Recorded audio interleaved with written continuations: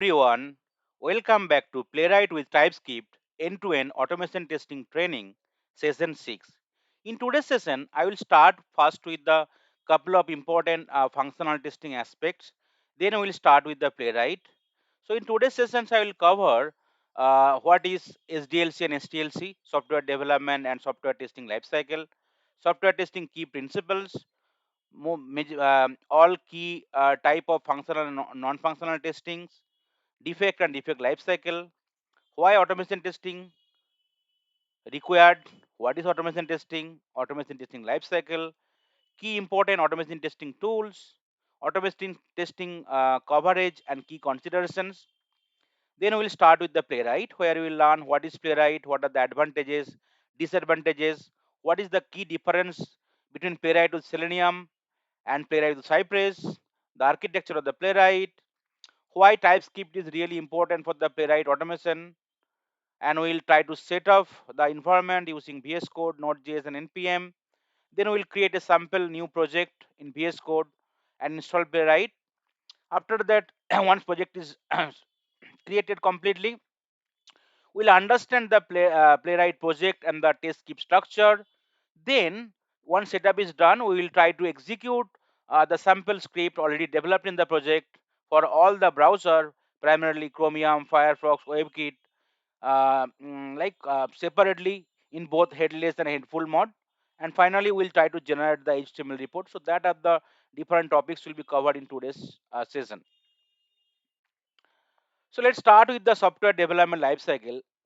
So in case like a couple of you are already in the IT and you are already spent like couple of years here, so you know about the IT structure. So especially people who are new, right? They need to understand the IT of the information technology structure also. So there are a lot of teams might be there in the information technology sectors, like the developer, tester, business analyst, subject matter expert, support team, like along with the networking team, admin HR. So we are primarily belong from the QA team or the quality assurance team or the testing team, where a lot of testings happen, like the functional testing, non-functional testing, automation testing, API testing, database testing, everything. So we'll understand first with the software development lifecycle or SDLC process. So SDLC is nothing but a structured process that ensures software is delivered with quality within the budget and on time, ranging from initial planning to maintenance. So whenever we are doing any kind of stuff, right, major three important stuff we need to take care called the quality, that we are not compromising the quality at any point of time, and our product or software we are able to do it within the budget and on time. So there are series of like phases available as part of the SDLC, like requirement analysis, design, development, testing, release, and maintenance. So as part of the requirement, like first, like a developer will gather all kind of business and functional requirement from the different stakeholder. They'll go through it properly, and from those requirement, they'll go for the next phase called analysis. They will study the requirement, identify the feasibility, and refine the scope. That time they can identify what is the, like they can develop what is the feasibility, what are the things will be out of scope, all this stuff will be there. Then design part will be there, where developer will try to create the system architecture, database schemas, flowchart, or high level design document and low level design document. Then once everything is done, then they will start the actual development, where they will try to write the code using the appropriate programming language, the framework based on the design specification. Like programming language can be like anything, JavaScript, TypeScript, Java, Python, C Sharp, and there will be similar kind of framework which is supporting the relevant programming language to support the user need.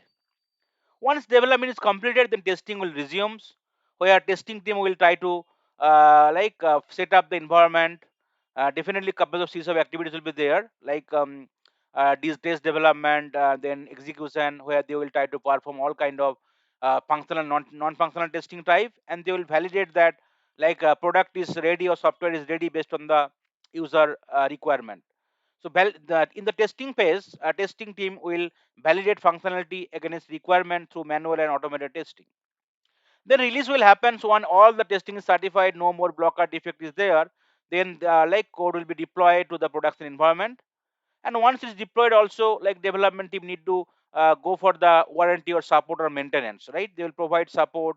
Any kind of bug is coming from the production, they will try to fix it, and any kind of enhancement also after the post release also they will support it. So these are the key phases of the SDLC life cycle. Then you will understand what is software testing. So whenever we are talking about the software testing, is nothing but it's a process of evaluating and verifying that a software product or application does what it is expected to do. It involves the execution of software system component using either manual or automated way, using different tools, technology, framework to evaluate one or more properties of interest. The purpose of software testing is to identify gaps, error, or missing requirement in respect to the actual requirement. So whenever we are starting the testing, like our requirement will be the Bible for us. We cannot deviate from the requirement. So we need to focus all kind of testing based on the requirement, and we need to certify that based on the requirement application behave properly. It involves testing involves both verification and validation. So verification is nothing but are we building the product? Are we building the product right? And validation is nothing. Are we building the right product? So these are the activities we perform to identify defect or bug or error early in the development life cycle, and it will improve software quality and mitigate different kind of key important risks. So let's understand what is validation and what is verification. So validation is nothing but checking that system will meet the customer actual need. Validation is extremely subjective process. It includes activities such as requirement modeling, prototyping, and user evaluation. So in the validation, whenever development is happening, that time we'll go for static kind of testing process, and we'll try to validate that like the development is properly happening, right? The development team is like trying to follow all the requirement or not. Whereas verification is nothing but the actual testings after the product development is done will go a series of testing. So verification is concerned with whether the system is well engineered, error free, and so on. Verification will help to determine whether the software is of high quality, but it will not ensure that the system is useful.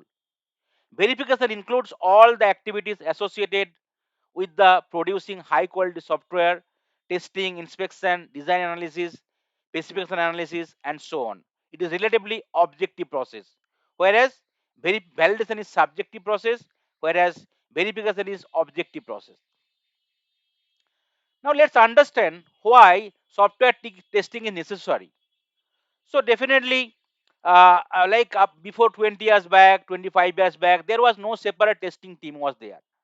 Okay, that time developer used to develop the product, and then used to write test by themselves. But what happened, right? Lot of defect came in the production, and it is creating lot of bad impact on the reputation of the company or the customer. That is the reason testing concept came, and testing used to perform by the different mindset peoples as an independent team. So couple of important key reasons for software testing, like detecting early bugs. um, Testing helps identifying the bug early or issues early in the development cycle. Definitely that will reduce the cost and the time of fixing instead of identifying them later point of stage. Quality assurance and reliability. Testing ensures that the software function as expected, offering a stable and smooth user experience, providing confidence in the product stability and performance. Security assurance. Security testing ensures the software is free from vulnerable attacks, especially critical in banking, healthcare, insurance, and e-commerce application. That outside people are not able to penetrate your software easily, and they like it will be a lot of security will be there. Customer satisfaction, that is the key objective, right? Whatever software you are developing, in case your end user or customer is not satisfied, what is the point of developing? So delivering a bug-free, smooth user experience increases customers' trust and satisfaction.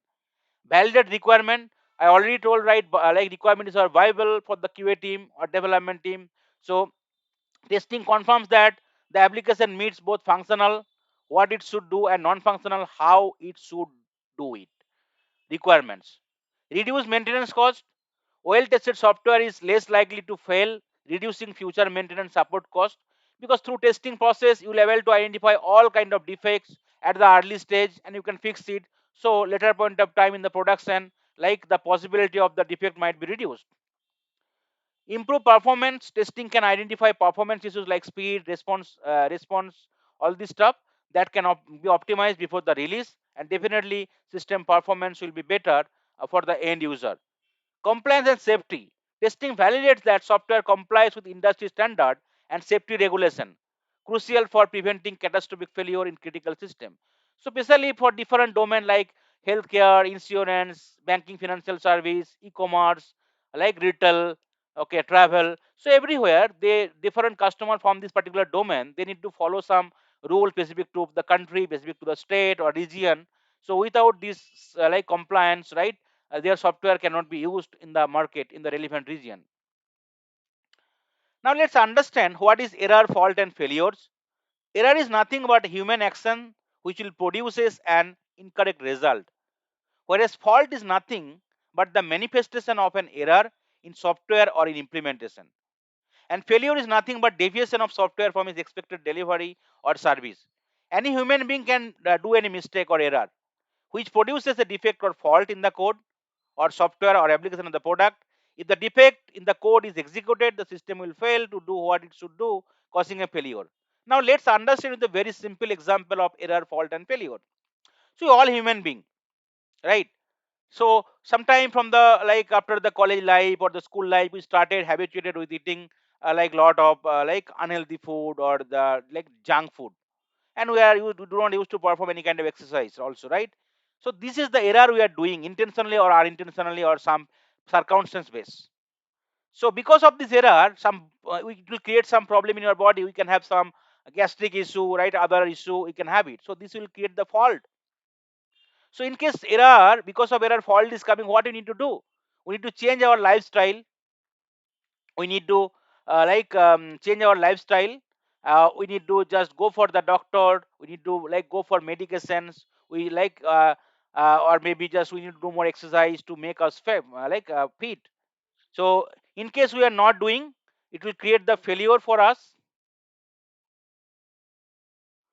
Okay. So in case we are not recovering the fault at the early stage, it can create failure for us.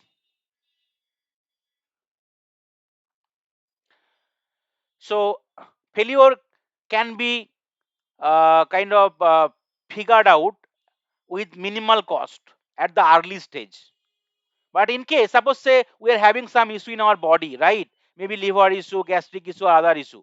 In case we are able to take the precaution at the early stage, so we can be cured, right, with minimal medications after changing our lifestyle. But in case we are still not rectifying it, to still not taking the medicines and other stuff, so our body will be failed, and we can create some more trouble also in our life. So that is the way error, fault, and failure actually linked in the software testing life cycle as well. How error can occur in the system? So we all human being, we can do some mistake, right? So human beings are all prone to making simple human errors. There is a miscommunication or poor doc requirement. Like there are a lot of people are there where communication gap is there, or requirement whatever you are getting, that is not properly structured, right? Not proper clarity. Then sometimes we are working under tight pressure. Suppose say like somehow whatever estimation we have given, that is not working properly, right? Say a lot of resources move out from the project, so that other resources really going for the pressure. Sometime tight deadline, sometime budget restriction, or sometime couple of more priorities coming simultaneously. Complexity of technology or infrastructure. Sometimes technology is very complex to understand. We are not getting proper skill resources. Infrastructure is also not available like that. Then poorly documented code without proper review. So whenever developer used to develop the code, maybe there are no proper peer review happening, lead review happening, sign up happening. So or maybe the kind of junior developer working. So because of that also some error can occur in the system. And last one is very critical, one is called environmental condition. Like because of some environment issue, right, they are not able to properly test it, so they are developing it just, or maybe environment is not having with the production replica data just like the normal environment, all the other integration configuration not properly done. So these are the reason like error can occur in the system. Now understand about software testing key principles. So whenever we learn about software testing, there are a couple of key principles like every testers, whether automation or functional, they need to follow it. So all the tests should meet the customer requirement. We cannot go outside the customer requirement. So customer requirement need to follow it while developing the test cases or executing the test cases. Software testing should be performed by an independent third party. As I mentioned earlier, like development team used to do the testing, primarily unit testing. But still why testing matters? Because testing will be done by the different mindset people, where they will be doing all kind of positive validation, negative validation, boundary value analysis, permutation, combination, where your system might break with different loads, different circumstances. So that is the way they can discover like a different defect of, as an independent a mindset from the independent mindset. Exhaustive testing is not possible sometimes. Means that like suppose say initially we are working in the waterfall methodology. Think about that. And 1 month for the out of 1 year, 1 year is the project total timeline. 1 month is for the requirement frozen, 6 months for the development, 4 months for the testings, 1 month for the deployment or other kind of stuff. But think about that, like the requirement and development, instead of 7 months it took taken 9 months. Now testing team is getting only 2 months instead of 4 months. So that time they cannot do all kind of testing, even increasing the workload also. So what can do, they can go with the RBT approach or the risk based testing approach, where they will prioritize their test cases from the criticality standpoint. The critical one they will execute first, then the high, then the medium, and if time permits they will go for the low like prioritized test cases. All tests should be conducted and planned before implementing it, right? That is the reason testing should go with the phases wise, like the unit testing, then integration system, all this way along, and finally it is unit testing. So in case like product is implemented in the production, there is no point of doing any testing, because all the defect after that production we need to fix it, right? So all testing should be planned and completed before the go live or implementation. Testing follows the 18-20 principle rule or Pareto rule, which means that 80% defect might be coming from the 20% core critical area. That is the reason your experience matter, domains experience matter, right? Domain knowledge matters. So because of that, easily you can understand, right, what are the critical area for the business, and you can give more focus, so that from the 20% areas you can try to discover 80% major or critical defect. Start testing with small part and extend to a large part. So definitely testing should start with the modular component, then integration, then as a full-fledged testing we can go. Okay, we cannot start the testing directly from the as a end-to-end standpoint. No, we need to start from the smaller to the higher part or larger part. Early testing saves time and money. That is the reasons, like testing you can start at the earliest stage. That is the reason nowadays we are following the agile methodology, where we are following the scrum implementations, where we are trying to like do the parallel way development and testings, and we are trying to find out the defect at the early stage. And early defect finding means that like it will be like savings the time and cost to fix it at the earliest. Now understand about the software testing lifecycle. Just we understand about the SDLC or software development lifecycle. Similarly, software testing lifecycle also there, where like testing team will be following the series of stages or phases, like deliver the to complete the testings based on the user need. So STLC is a testing process which is executed in systematic and planned manner. In STLC process, different activities are carried out to improve the quality of the product. In consist of the following phases. So first one is the requirement phase or the requirement analysis. Then it will go with the test planning. Then we'll go for the test design or test case development, then test environment setup, test execution, and test cycle closure or test closure. There might be one or two more based on the customer, based on the the organization also. But this is the main important key stages we need to follow. In the requirement analysis phase, the QA team studies the SRAs or SRD or BRAs or BRD. SRA stand for software requirement specification, BRD stand for business requirement specification or user story, whatever nowadays modern technologies, modern agile methodologies using user story from the testing standpoint, right? Testing perspective. So they need to go through the do the complete study. They communicate with various stakeholders to clarify questions about the testability and also evaluate the possibility of the automation here. So what are the deliverables they will be doing here?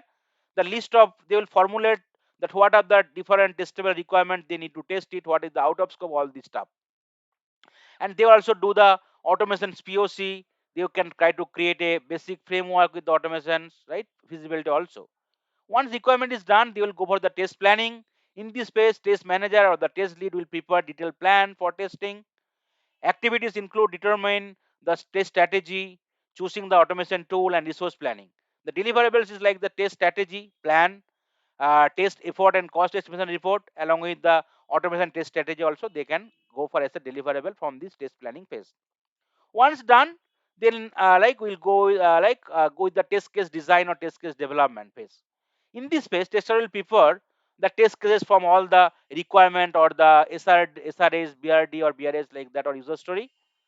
First test prepare the test scenario, and from the test scenario, tester will prepare the test cases, and where after that they will identify the test data, they will try to create the requirement testability matrix, and also automation standpoint they will try to develop the automation script. So in this phase, tester prepare the test cases, test automation script, test data. Peers and team lead review the test cases once they are ready. The requirement testability matrix or RTM, which maps the requirement to the test cases, is also prepared in this phase. The RTM is a vital document which will help in verifying that test cases have indeed been written for all the requirement. What are the key deliverables from this phase? Test cases, test automation script, test data, test scenario, and RTM. Now, next phase is like you need to set up the test environment. In this step, QA team will set up the software environment based on the hardware and software specification. If the software is multi-platform, like the different operating system, different browser supported like Mac, Windows, Linux, different browser called Edge, Firefox, Safari, right, or Chrome, etc. The team will create multiple test search environment. If the software system is ready, tester can also perform smoke testing to verify the validity of the environment. So basic kind of high level smoke testing they can do to certify that at least environment is stable enough, they can proceed with the further testing. What are the deliverables from this phase? Like configure test environment, environment setup documentation, mock test result, environment management and maintenance plan, right? In case any downtime in the environment, how it will fix it, what is the way they want to maintain the environment, all this will be covered as part of this phase. Then the key phase is test execution, where all kind of execution will be happening, starting with the functional testing, non-functional testing, everything will happen. So the test team start executing the test cases based on the test plan. The test cases are marked as pass or fail, and corresponding defect report are prepared and filled in a bug taking tool. Some modern test management tool Jira, ALM, Rally can automatically file bug with relevant details when tester marks a test cases as passed or fail. Once the test case run is complete, the product manager will determine if the defects are acceptable or if another round of testing is required, in which case the tester will retest once developer fix the bug. What are the key deliverables from the test execution? Test run execution report, defect report, test log, and test status report, which can be daily or weekly or monthly sometime. Then last step from this STLC is like test closure or test cycle closure. Once all the testing completed, once all the critical issues or defect has been fixed and retested, testing is said to have completed. The test team analyze test artifact like test cases for improvement in the future or other project.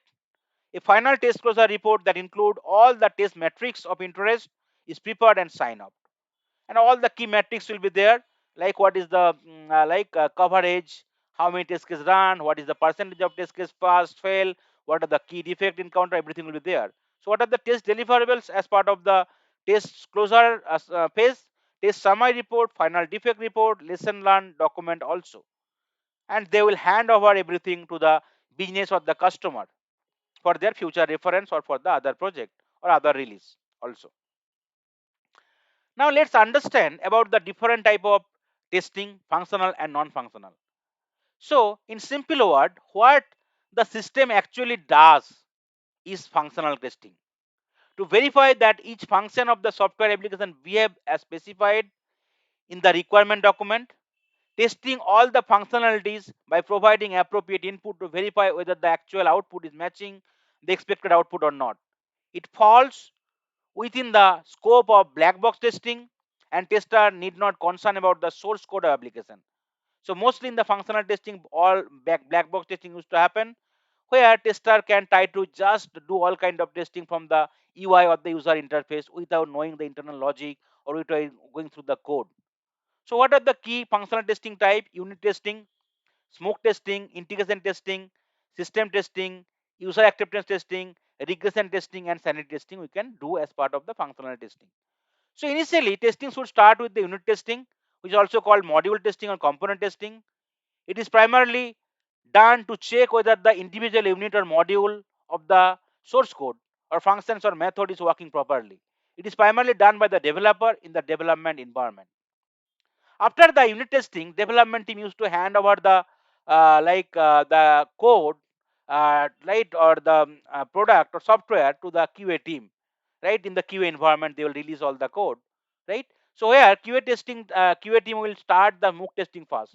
So a preliminary quick test performed on a new build to verify that most of the basic and critical functionalities are working, ensuring the build is stable enough for further testings. Mock testing is done to make sure if the build user received from the development team is testable or not. It is also called day zero check. It is done at the build level. It helps user not to waste the testing time to simply testing the whole application when the basic key feature does not work or the key bugs have not been fixed yet. So that is the key objective of the smoke testing.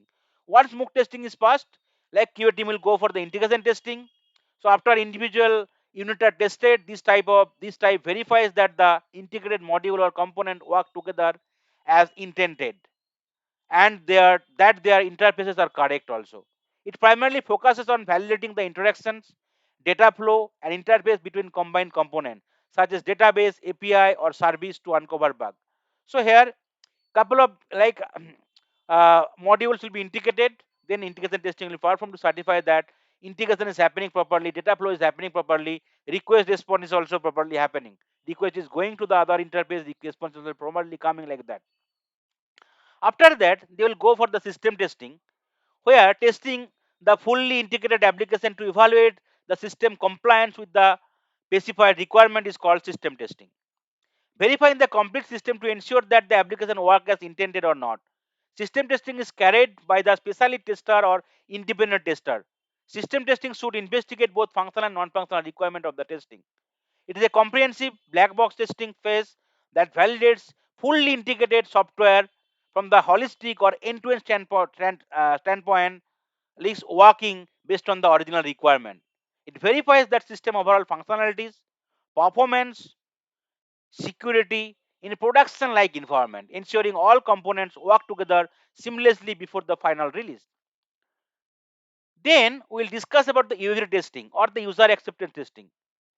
UAT testing is primarily known as pre-production testing. Whenever all kind of testing is done, then the customer will be doing the UAT testing from their end. This is done by the end user or customer along with the tester to validate that the functionality of the application. After successful acceptance testing, formal testing will be conducted to determine whether an application is developed as per the requirement. UAT testing allows the customer to accept or reject the application. There are main three category of UAT testing: alpha, beta, and gamma is there. Then two more category of key important testings like UAT team can do called regression testing and sanity testing. So regression testing is very essential testing type which involves rerunning previously executed tests to ensure that new code changes, bug fixes, or new releases or update does not have negative impact on the existing functionality, so that this kind of stuff is not breaking the existing functionality of the code. That is the main objective of the regression testing. It is repeated testing of an already tested program after modification to discover any defect introduced or uncovered as a result of the change in the software being tested or in another related or unrelated software component. Usually user perform regression testing for the couple of important cases like whenever new functionality are added in the application, whenever any kind of CR or change request came, any kind of defects fixed, any kind of performance issue fixed, or any kind of environment changes, like kind of environment upgrade from the say MySQL to Oracle kind of stuff, or DB update, all this stuff. Then the last key important functional testing type is called sanity testing. So sanity testing is a subset of the regression testing, I could say. Wherever you do not user do not have the plenty time to do the full fledged regression, so they can like go for the happy path flow right from the regression should to validate that like high level functionality is working as a from the end to end testing standpoint. So sanity testing is primarily done during the release phase to check for the main functionalities of the application without going deeper. It is also called as a subset of regression testing. It is done at the release level. User perform sanity testing when they do not have enough time for the regression testing. Now let's understand about the key important non-functional testing types. So non-functional testing is nothing which evaluate a software application's qualities attribute such as its performance, security and usability rather than its specific function. In simple word, how well the system perform is called non-functional testing. Here main focus is to improve the user experience on how fast the system respond to a request or how secure is system like that. So key non-functional testing type is called performance testing, security testing, compatibility testing, reliability testing, usability testing, portability testing, compliance testing, installation testing. So performance testing is one of the very key important non-functional testing type. This type of testing determines or validates the speed, scalability, stability characteristic of the system or application under test. Performance is concerned with achieving response time, throughputs, and resource utilization level that meet the performance objective for the product or application of the project. In the performance testing, there are a couple of subtype available called load, trace, endurance or soak, volume, spike, scalability, and capacity testing. So, what is load testing? It measures performance under an expected number of user or transactions. It is used to verify that the system or application can handle the expected number of transactions and to verify the system or application behavior under both normal and peak load condition. Whereas stress testing will push the system beyond the normal operational capacity to determine its breaking point and how it recovered. It is to verify the behavior of the system once the load increases more than its design expectation. So here you are trying to just give the more load to break it to check that whether it's breaking or not. Endurance and soak testing, where user will be running a system at high load for a prolonged period of time to identify the performance problem is called soak or endurance testing. Here, what we will do, like you'll be trying to increase the load for a couple of hour to couple of day to find out whether any kind of performance downgrade happening or failure is happening or not. As this is the main objective of the soak or endurance testing. Volume testing will be dealing with very large amount of the data and make sure that instead of adding large amount of data, your performance is not downgrading for the system. Spike testing, it evaluates the system behavior and ability to recover from sudden sharp increases and decreases in the user traffic or spike. This is useful for testing scenario like flash sales or major event registrations. Like whenever any kind of big sale is happening, especially couple of seasonal event, right? You could see that e-commerce site or other site is having a spike kind of user increases, or next day it will be downgraded. So you need to make sure that instead of like normal trend, like in case we are like heavily increasing or decreasing the user, still it is behaving like till your application functionality is behaving properly. Scalability testing is a type of non-functional testing. It is to determine how the application under test scales with increasing workload.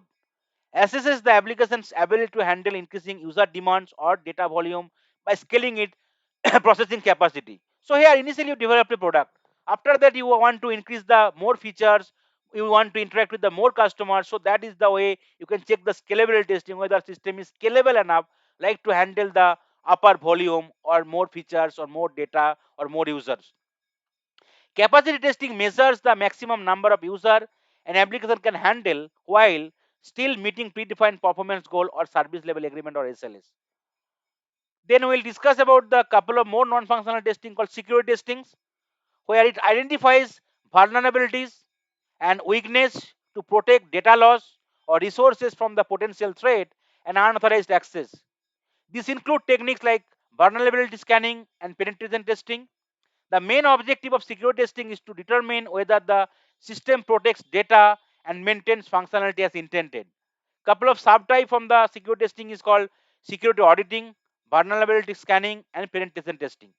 So penetration testing simulates attack to identify exploitable gap in the security, whereas vulnerable scanning is nothing where uses automated tools to determine the known security flaws.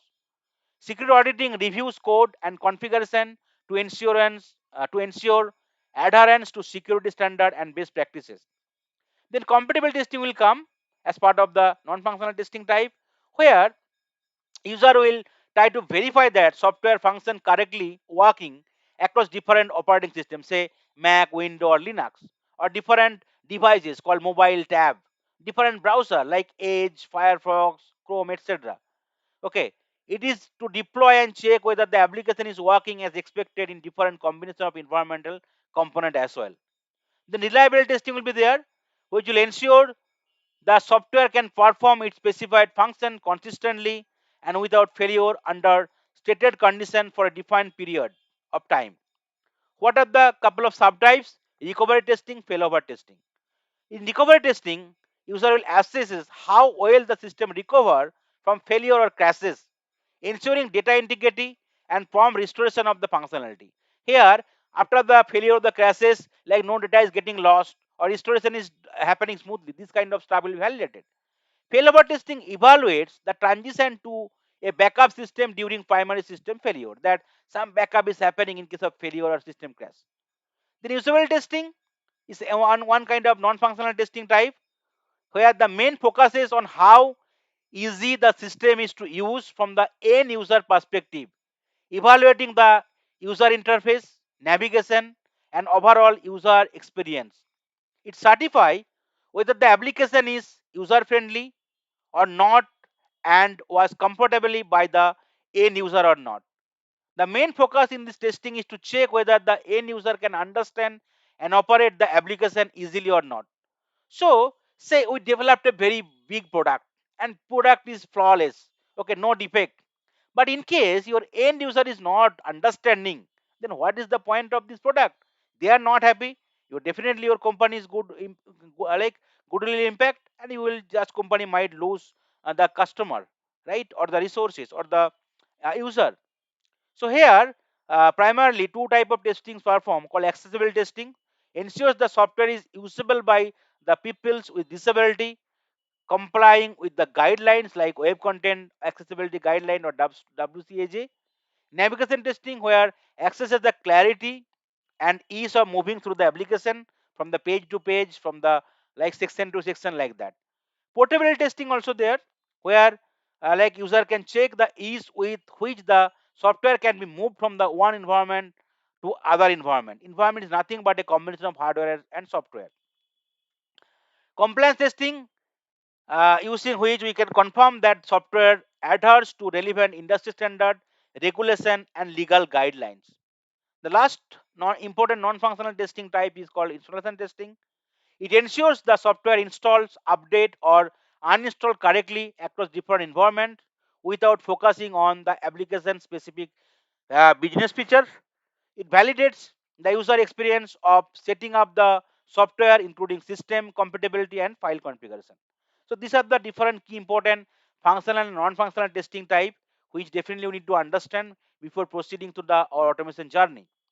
Now, last functional testing topic we'll cover called defect and defect lifecycle. So, what is defect? So, defect is nothing but the deviations between the actual and expected behavior. So, in software testing, a defect is any deviation between the actual behavior of a software application and the expected outcome or specified requirement. It is a broad term for an imperfections or deficiency in a work product that can cause the system to fail to perform its required function. The term bug is often also used interchangeably with defect. Defect can arise at various stages of the software development lifecycle, including requirement gathering, design, and coding. When testers find a defect, they can report it so the development team can try to fix it, analyze it, and they can fix it. The real-time defect example, the defect can be functional defect, non-functional defect, like performance, security, usable defect. So functional defect, suppose say like you are trying to deal with some e-commerce site, okay, where like you are trying to add some product and checkout. Okay, check the checkout button is there but is disabled, or you are trying to add the product, your add button is not working, or you want to just fill your user details where you need to just add some field, select your gender, right? You need to select the country, state, all this stuff. Say gender, like radio button is disabled, not working properly. So these are called not called functional defect. Performance defect, suppose say is application is properly fine, but it's taking a 10 second, 20 second to 30-second time to load it, right? So definitely it's a performance issue, right? User will not be happy instead of taking 1 second or 2 second of time or very faster way. Security defect, suppose say just say like a website is there where you need to give your user id, password and otp. So in case you are giving your user id and incorrect password otp, still you are able to log into the system, so that is called security issue. So anyone, any unauthorized person can just access your application and they can do anything with the application. Usable defect, so that is like end user is not a, like find is more comfortable, so that is the usable defect. Suppose in case you are using a mobile, okay, and you are trying to having some like application, okay, where there are link or button is there but you are not able to visualize it, or very small to click it, or menu is there but very tough to like get it, right? So that is the usability defect. Now let's understand about the defect life cycle. So once defect is discovered by a tester, it should go through a structured life cycle to ensure it is addressed and resolved. The important general stages like new, assigned, open, fixed, retest, verified, closed, and reopen. And from the open also it can be duplicate, rejected, deferred, or not deferred. And from the retest, in case not working, we can reopen it and it will go again to the open status. So whenever tester finds any new defect, they will log as a new status in the any of the defect tracking tools. It can be like HLM, HPALM, Bugzilla, Jira, Rally, or DevOps Azure also. After that, a project leader, the manager, will assign the defect to a developer, will be assigned status. Then developer will start analyzing and working on fixing the defect in case it's a valid, and it will be opened only. In case in case it is not a valid, it can be duplicated also. So defect is considered a duplicate if it shares the same root cause and step to reproduce to an existing defect to avoid redundant effort. So similar kind of defect is already there with same step, same objective, so they can developer can mark as a duplicate. So when a defect is marked as duplicate, it is typically moved to a rejected or closed status in the defect tracking system with a reference ID linking to the original defect. The original or the primary defect is the one that remain active workflow until it is fixed, and developer can work on fixing the defect. So automatically your duplicate defect can also be fixed. From the open also, defect can be rejected. In case developer find that defect is not valid anymore, whatever data you have used, like that is wrong data, whatever step you have followed that is not a proper steps. So if the developers or the trial team determines the defect is invalid based on the reasons, okay, important reasons, they change the status to the rejected and provide justification. But after rejection also, still qa team find that like defect is still valid. So if the tester disagrees within the rejection reason, they may add more information and reopen the defect for further discussion and analysis. This can be done in a defect triage meeting also. Defect can be also deferred. So deferred means defect is valid, but defect they are not going to fix it in the current release or the current cycle. So defect can be deferred, which can be taken care in the future release. In case identifying defect is acknowledged but intentionally postponed to a future release or developer cycle, then defect can be deferred. This decision is typically made when the defect is not urgent or does not significantly impact core functionality in the current version. So in case defect is like not duplicate, rejected or deferred, so defect from the open, developer team can take care to fix the defect. So developer resolve the issue or defect and mark the defect as fixed by testing it in their local development environment. Then developer deploy the code in the testing environment and handed over handed or assigned back to the tester for the further validation. Then testing team will retest the defect to confirm that fix works, and no more new issue introduced. So that is the way defect it will be there. In case defect is not working, they will reopen the defect and developer again need to work on the defect. After the retest, QA team will verify if the defect is resolved and the software works as expected. The tester will mark it is to close. In case it is still persists, it will mark as reopen and send back to the developer.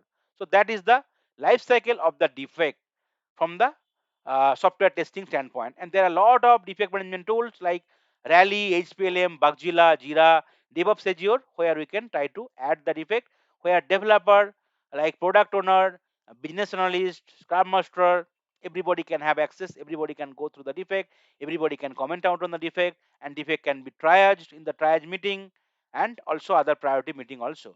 Because main objective is from the software testing is identify the defect and getting close of the defect. So I'll take a pause before going to the other topics. So today's initial couple of topics is very much theoretical, and mostly you already understand know this concept. Still, I have tried to just cover it once so that it will give the proper clarity. And in the last, we will see the implementation of the playwright to start the journey. Okay, now you understand about the SDLC, STLC, defect lifecycle software testing principle. Now let's understand that instead of doing the functional testing or manual testing, why we are trying to do the automation testing? Why automation testing is required? So when company develops a product, it is bound to have defect. So before the release of the product, the company needs to capture the flaws in it to provide seamless user experience. It is the responsibility of the QA team to perform various kind of testing from the functional to non-functional to ensure the effectiveness, efficiency, and better user experience of the overall product. So manual software testing is performed by humans sitting in front of a computer, carefully going through the application screen, trying various usage and input combinations, comparing the result to the expected behavior and recording the observation. So software tests have to repeat often during development cycle to ensure quality. Each time source code is modified, software test should be repeated. For each release of the software, it may be tested on all supported operating system and hardware configuration. Manually repeating these steps will be very costly, time consuming. Sometimes tester is not getting proper time, right? So that testing quality can be sacrificed. So couple of more key issue called functional testing is very time consuming, right? It will take time, so that like maximum say think about the normal kind of productivity, like tester can execute around 8 to 10 or 15 test cases maximum based on the complexity of the test cases. So in case they need to repeat the same thing, right, it will be taking more and more effort. And because of the time consumption, consumption sometime, in case we are not getting proper time, right, we can try to miss the project deadline. And because of that, there might be schedule variation, there might be cost issue, right? More and more testing delay means that defect will be encountering at the later point of stage, and fixing those defects cost will be more, like that. Okay, and because of the manual testing, we can not able to do the complete coverage, right? Instead of suppose say there are 40 combinations there, but through the manual testing we can try to cover only 5 coverage.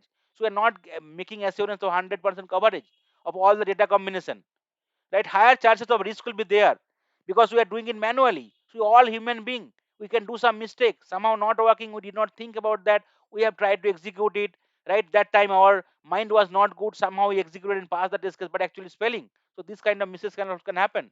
And regression testing, or smoke testing, where user need to run the repetitive test case again and again and again, daily or releasely or weekly or monthly. So where a lot of effort will be there. So this kind of repeated task we can definitely try to avoid through the automation testing approach, where we can reduce the time, we can give more coverage, we can reduce the higher chances of risk, and it will help us to maintain the project deadline, project timeline, and also go with the within the budget. And also we can do more and more smoke or regression testing through the automation testing approach. Now understand what is automation testing. Automation testing is nothing. Instead of manual way, we will try to develop the test script, and we will try to run them n number of times again and again without manual intervention. So that is the main objective of the automation testing. So whenever we are talking about the automation testing, we need to find out the suitable tools, technology, like and framework, so that we can try to develop our test cases. This like develop our test script.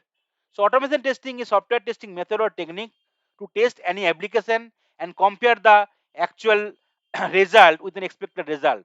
So this can be achieved by designing test script using an relevant automation testing tools, techniques and framework. In manual testing, test cases are executed manually without any proper support from relevant tools. However, for automation testing, test cases will be executed with the assistance of one or more appropriate tools. Automation testing is also more reliable as there is less chances of human error. In manual testing, user have to run test cases manually every time based on their need.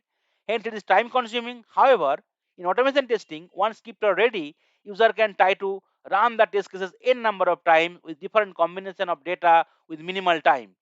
The main objective of the automation testing is to increase the test efficiency and develop software value or stabilize the software. A real strong set of test suite that are executed repeatedly each time a change is made to the code reduce the risk of issues leaking into the field.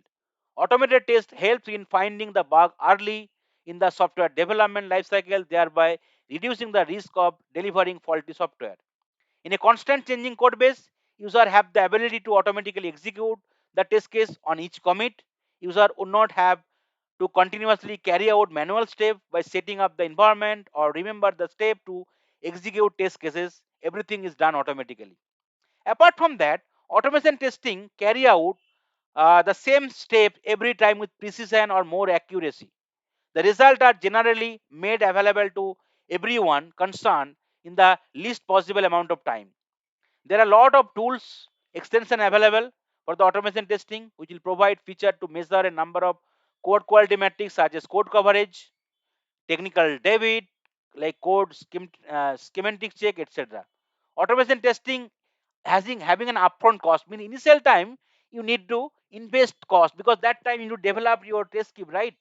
Until your development is complete, you cannot run it. So initial cost to learn the framework, to develop the test script, right? To integrate with the CI/CD pipeline, continuous integration, continuous delivery or development, so you'll require the upfront cost. But once it's ready, like you can run them in number of time with the proper maintenance.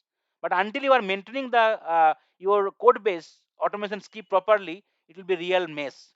So that is the reason more of the automation project got fail, because until you are not maintaining it properly, whenever required your script you cannot run it, right? That time everything is failing and you are not getting more time to fix and run it again. So automation testing also can be done without any human intervention. Once script is ready, you can try to just say implement using some CI or continuous integration tool like Jenkins, Docker, etc. Where based on the build is coming, it will try to execute the test cases, and once execution is done, it will just share the result in the mail to the respective stakeholder. So no manual intervention is required. Testing can be done on the weekend, testing can be done on the even night basis, or suppose you are going out for the break for 2 hours, you can try to run the automation script. That is the beauty of the automation script. Once developed, initial cost will be there, but after that you will getting the return on the investment whatever you are doing. Now let's understand about the automation testing life cycle. Okay, so just like the STLC, SDLC defect life cycle, automation testing having also life cycle. So there are a couple of stage: planning, script design, script enhancement, running and debugging script, analyze the result and reporting the defect.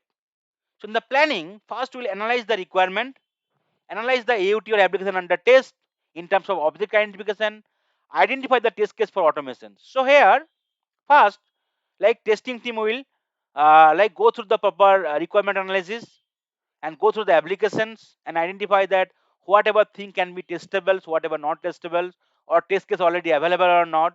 Otherwise, they will identify the test case to automate. So initially, first they will do the POC here as part of the planning. Here POC is called the proof of concept. Here POC is not the point of contact; it is called proof of concept. So initially they will identify that what tool can be relevant for the project, whether the project is web based, Windows based, right, or like other kind of client server based, and whether customer project is like big or small, whether customer will opt for the free tool or license tool. like what relevant programming language can be used, what relevant framework can be used. This kind of done will be done as for the POC, and then they will calculate the ROI, or return on investment. Whatever automation testing you are, this test script you are trying to develop, what in return you are getting it for after development, after running it. So think about that. A very important example. Say there are 100 test cases there. Okay, and think about that productivity from a tester, 10 test cases per day. So to execute 100 test cases, it will take 10 days.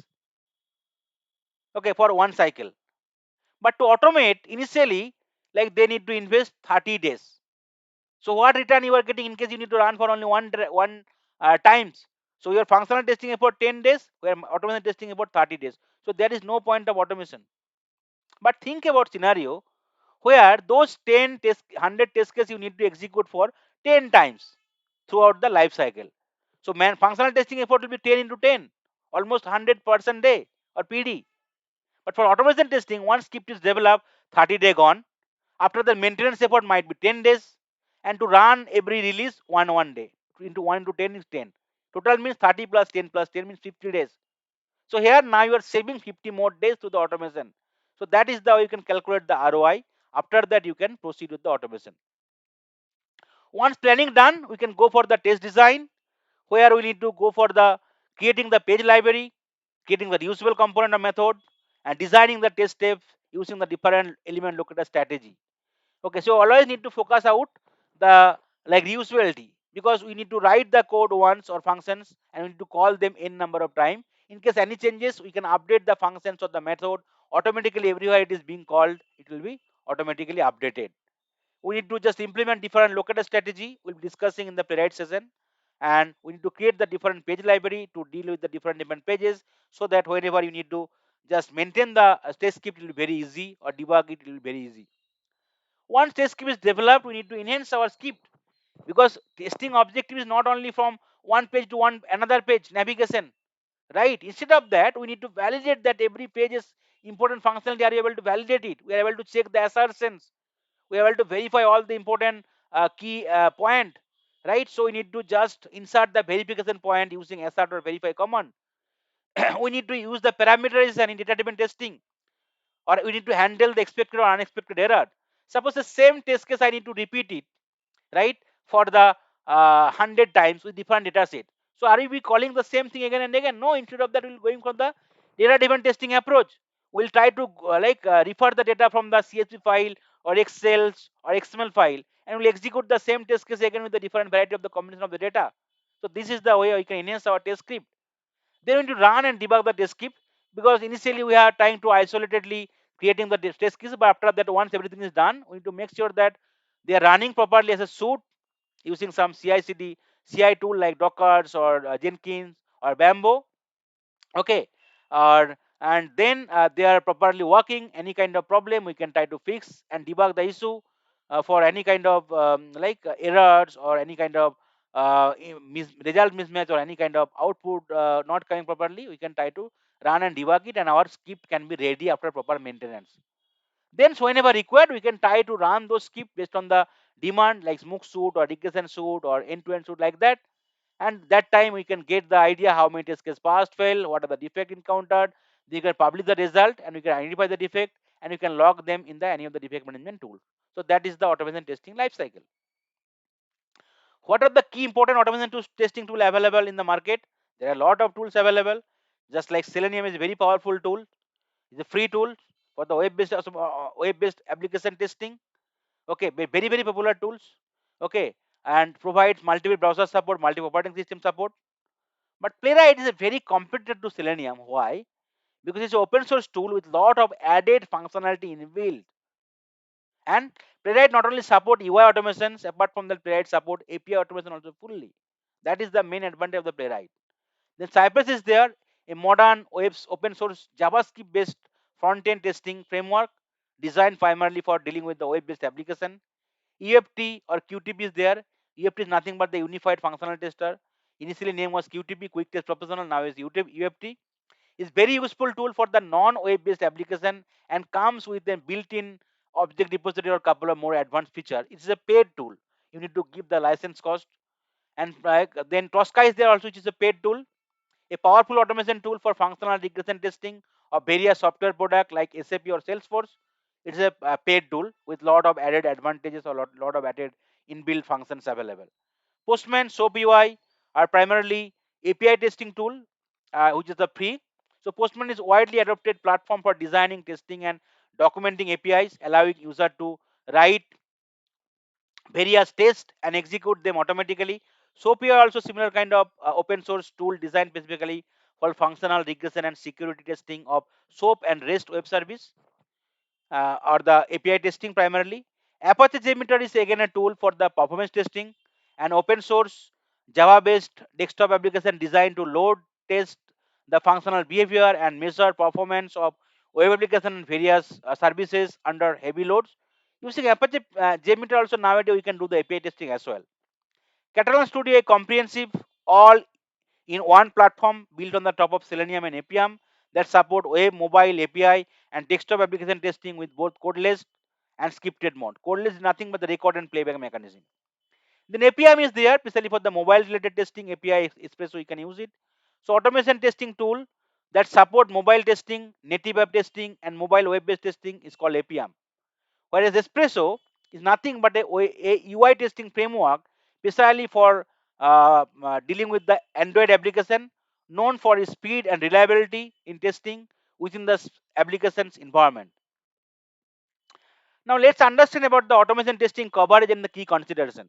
So whenever we are starting our journey, we should not initially focus on developing the end-to-end test case. Instead of that, we need to focus what are the area we can get the more return on investment of the ROI.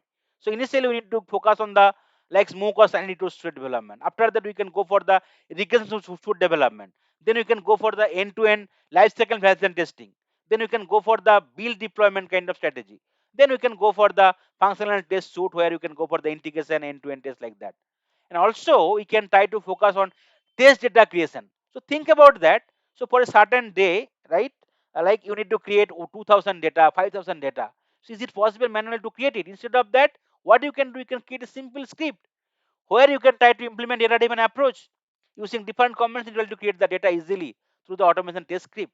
So these are the couple of stuff is very useful for the automation testing standpoint. Then automation testing, when actually we should focus on automation testing? First, we need to make sure that requirement is almost stable. Otherwise, requirement is changing, so your flow will changing. Lot of things you need to change it from the initial time. So better to start the automation testing from the when the requirement is stable. So in the Scrum, generally, right, or the agile process, we should not go for the automation testing in the same sprint. Instead of that, we should go with the N+1 approach, right? Whatever sprint completed last sprint, that sprint thing we can automate it in the next sprint only. And we need to like think about that software is stable. Okay, in case software is not stable, how you will develop your script? Because you need to do the mock execution that time, right? You cannot do it. Whenever there's a time crunch, a shortage of time for testing activity, you can go for the automation. When the project is big, definitely you can go for the automation. You can get more ROI. Whenever project is there, wherever same function need to repeat it again and again, or test data need to be created, those kind of area we need to focus on the automation. What are the key considerations we need to think before choosing an automation testing solution? What kind of technology you are automating, right? Whether you are using that like .NET based technology, Java based technology, or the JavaScript based technology, Python based technology, or whether the technology, like whether your application is Windows based, web based, or client server based. So this based on that you need to select your automation tool. They need to like think about that. Can you go with some open source tool, or free tool, or license tool, or some tool which is already in-house tool by the your organization or your company? Okay, does the tool is matching to fulfill all the customer requirement? Does the tool is able to does the tool support all kind of integration whatever is the customer is looking for? So this is the kind of stuff, right? I just you need to think about that before choosing any automation testing solution. So this is the couple of thing we need to understand from the automation testing standpoint. Now let's start our journey with the Playwright. So what is Playwright? First we need to understand what is the pros and cons of the Playwright. So Playwright developed by Microsoft. is very key popular tools in the market nowadays and very key competitors because of the lot of inbuilt features to Selenium or Cypress or any other tool. Okay, so Selenium Playwright support end-to-end testing for modern web applications which support multiple browser. Chromium is nothing but the Edge and Chrome browser supported. Firefox and WebKit. WebKit is Safari also supported. And Playwright can also run in diverse platform. It can be Mac, Windows, Linux using a single API. This flexibility allows automation developer to write consistent and reliable script for testing and automation without worrying about the browser specific implementation or platform constraint. Playwright is known for its cross-browser automation, powerful API, and robust support for testing in different languages. Like we can do the Playwright automation using JavaScript, TypeScript, Python, Java, or C# also as well. So by utilizing Playwright, automation developer can streamline their workflow, ensuring their web application works seamlessly across different environments, ultimately improving efficiency and reducing the time needed for the cross-browser testing. Now, what are the key advantage of the Playwright is having? Okay, so main key advantage is Playwright support different platform. Playwright support Windows, Linux, Macs. You can do the testing in the locally or in CI continuous integration using Jenkins, Docker, Bamboo. You can execute your test script without opening the browser or with opening the browser as well. Headless or headful mode. Playwright support most of the powerful browser. Okay, Playwright support all modern rendering engines, including Chromium, where Chrome and Edge will come, Firefox and WebKit, where software will be there. Playwright support most of the important programming language Python, C Sharp, Java, JavaScript, and TypeScript. Playwright support both UI and API testing and component level testing also, where developer also can use the Playwright tool for their component level or unit level testing. Okay, and the automatic waiting, that is the one of the main differentiator between Playwright and Selenium. Selenium you need to use the different kind of wait like implicit wait, explicit wait, or fluent wait. But Playwright automatically wait for the element to be actionable, right? We want to check the visibility, enability, or like you want to click something before performing an assertion or actions. It eliminates the primary cause of flakiness, test flakiness, which is the common problem in the older framework that require manual timeouts. So this is the another major advantage. Then hard and soft assertion. So in Playwright, assertions come as an inbuilt functionality. There are two kind of assertion Playwright support. One is called hard assertion, one is called soft assertion. So hard assertion is nothing. You want to assert or like do the assertion or verification point, but in case assertion is getting failed, it will stop the execution there. So that is the reason soft assertion came, where you can do the assertion called soft assertion, but assertion is getting failed, test case will be failed, but remaining line of the code can be executed without the halt or the pause. Then advanced testing scenario, Playwright allows testing of complex workflow, including multiple tabs or window, user or context, and can interact with shadow DOM element, which will be learning later point of time, and dynamic content using real browser input, mimicking genuine user actions. Robust debugging and tools. Playwright, couple of important features available called inspector, code gen, and test viewer. When we'll be discussing later point of time, will be understanding. So using these features, inbuilt feature called inspector, code gen, and test viewer, user can easily create, inspect, and debug the test. This tool provide comprehensive insight into test execution, complete with videos, screenshot, and DOM snapshot also. Then test mobile app. Playwright also support mobile simulations sometimes for the Chrome, Google Chrome for Android or mobile Safari. The same rendering engine works on user desktop and the cloud. Let's support parallel test execution. That same test cases, like I am having 100 test cases, but in case I want to execute one by one, it will take a lot of time. But in case I want to use them parallelly, I want to use it 5 different workers or the resources. So 100 test cases can be executed faster way. That is called parallelism. So features a built-in test runner that support running test in parallel across CPU cores, an isolated browser context, drastically reducing the execution time for the larger test suite. Playwright video and screenshot support is there. In Playwright, we can easily record the video. We can easily capture the screenshot, either full page or specific context, or the specific element level also. The framework provides the capability to use photos and video recording of the test result, enabling QA automation engineer to quickly identify issues through Playwright automation. Faster text execution compared to other tool like Selenium, Playwright is more faster. So Playwright is designed for speed, enabling quick test execution due to the headless browser capability. Playwright reporting also, there are couple of called built-in report, right? So Playwright reporting on because reporting is very very important in any automation testing.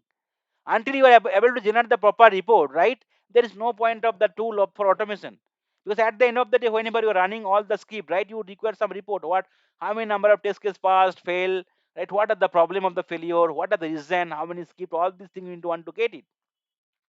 So reporting on test result plays a crucial role for the QA process. Playwright comes with various default reporter, including list, reporter, line, dot, HTML, JSON, and JUnit. Additionally, the framework allows the creating of the custom report and support integration with third-party reporter like Allure, Monocrat, etc. easily. With very couple of limited steps, you can integrate Allure or Monocrat. You will learn in the upcoming sessions. Then every tools, everything in our real world is having some limitation or drawback or cons, along with the like advantage of the pros. Okay, so couple of limitations I could say from the Playwright is like resource intensive. Playwright can be resource heavy, especially when running multiple browser instances simultaneously, which might affect the system performance, or system performance can be downgraded. So that is the one of the drawback. Learning curve.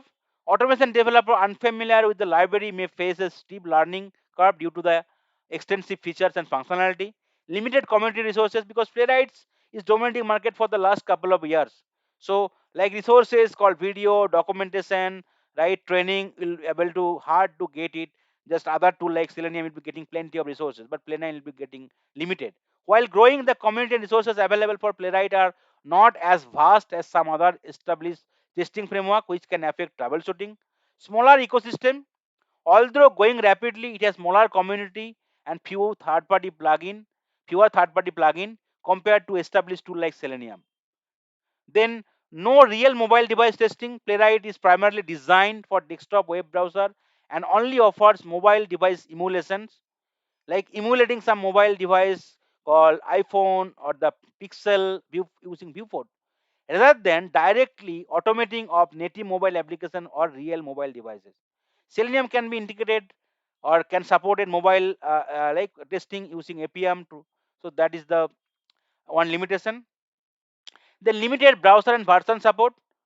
Playwright focuses on modern browser engine like Chromium, Firefox, WebKit. It does not support the older or the less common browser like Internet Explorer or the Opera or specific older version of supported browser, which Selenium can accommodate through its various drivers. Asynchronous complexity. Playwright, whenever you are learning JavaScript or TypeScript with Playwright, requires knowledge of asynchronous programming like async or await, which can be a steep learning curve for the beginners. So these are the couple of limitations from the Playwright standpoint. Now let's understand about the key difference between the Playwright and Selenium. So Selenium is very popular tool, came in 2004, but Playwright came later. Okay, so Selenium provides API library, but user need to build framework from the scratch.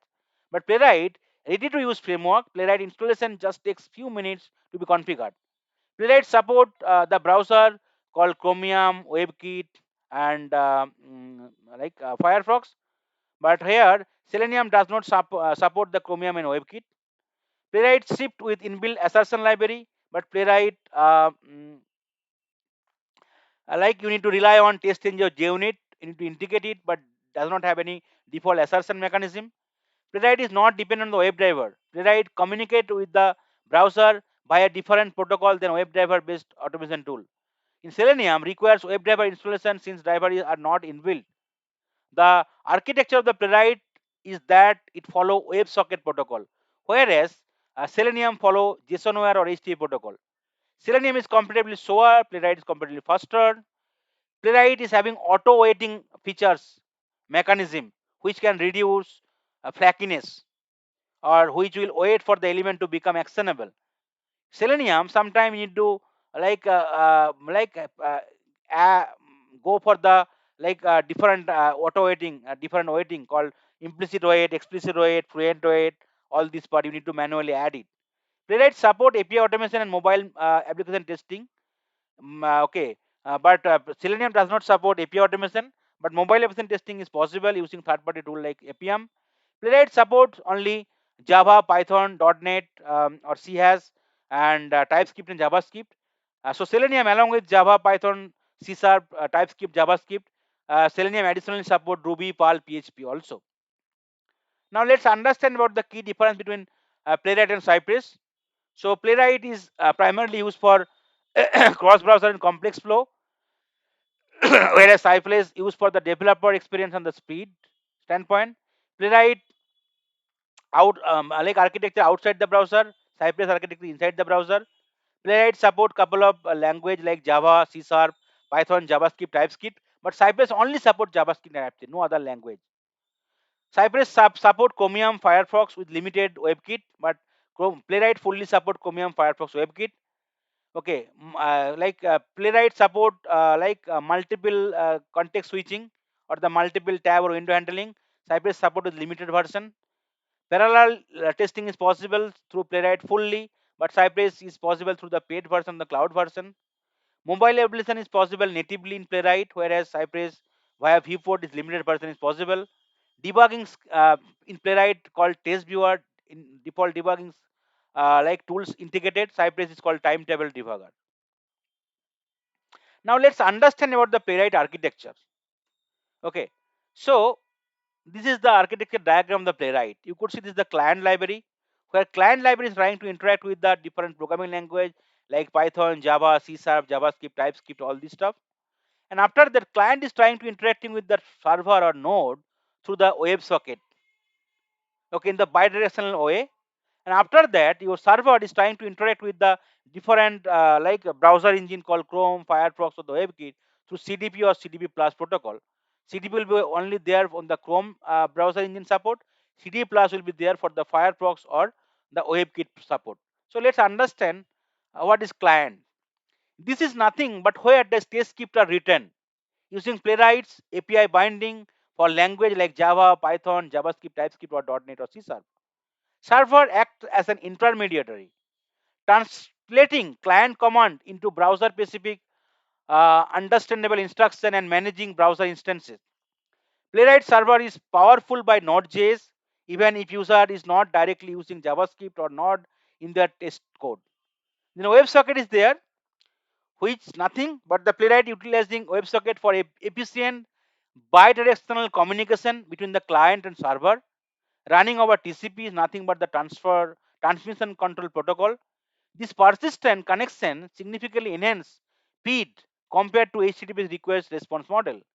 While the initial connection is over HTTP, it is upgraded now to WebSocket connection. So because of the WebSocket and you is not using the JSON wire or HTTP protocol, like it is more faster than compared to the other tool. Then browser is there. Playwright interact directly with the browser engine, enabling precise automation of user automation. Then with this server, Playwright is trying to interact with the CDP or CDP plus protocol for the relevant browser engine. So what is CDP? Is nothing but the Chrome develop Dev Tools protocol. CDP stand for. CDP is the protocol originally developed by the Chrome team to remotely control and inspect Chromium-based browser like Chrome or Edge.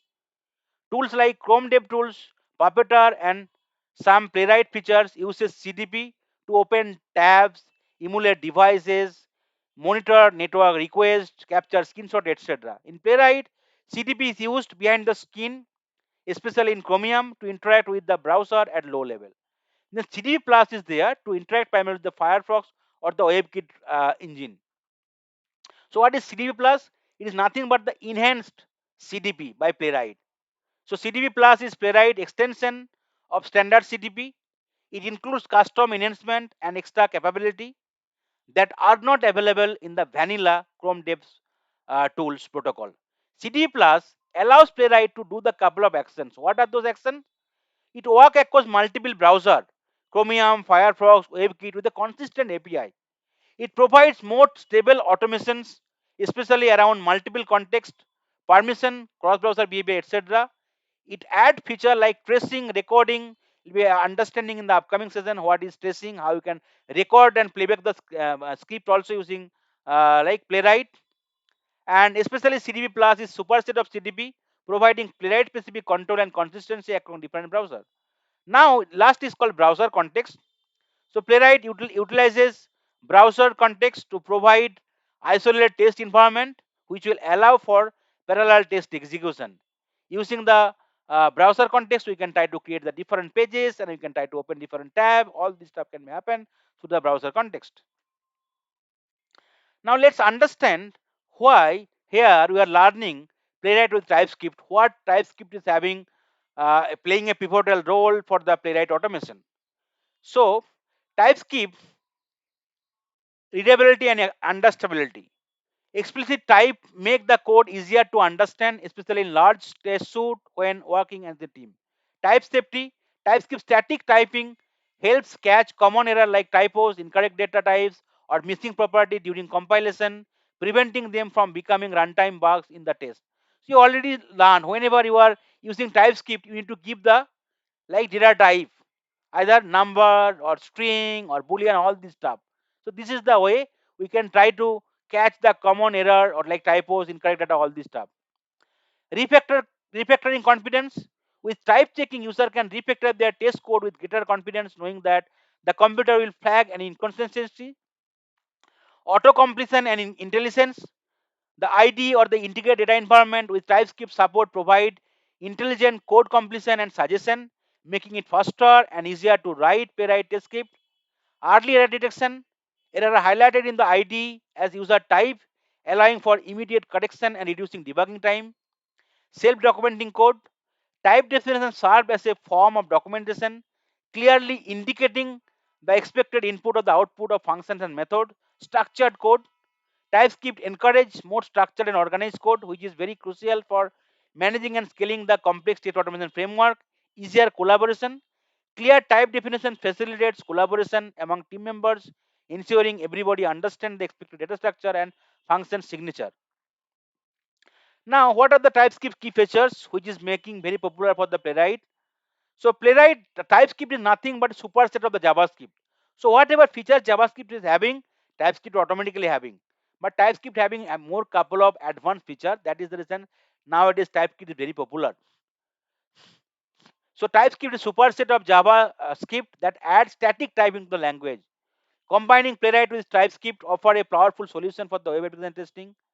Playwright enables automated browser testing, allowing user to simulate user interaction across various browsers.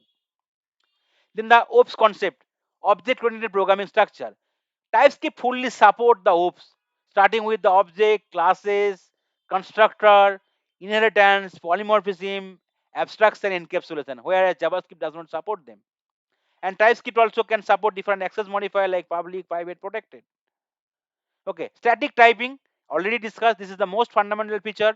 TypeScript allows developer to define type for variable, functions, parameter, and return values. This enables the TypeScript compiler to catch type-related errors for during development, leading to more robust and maintainable code.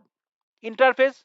So as TypeScript support fully, oops, right? So interface also can be supported, where interface define the shape of the object, ensuring that that object conform to a specific structure.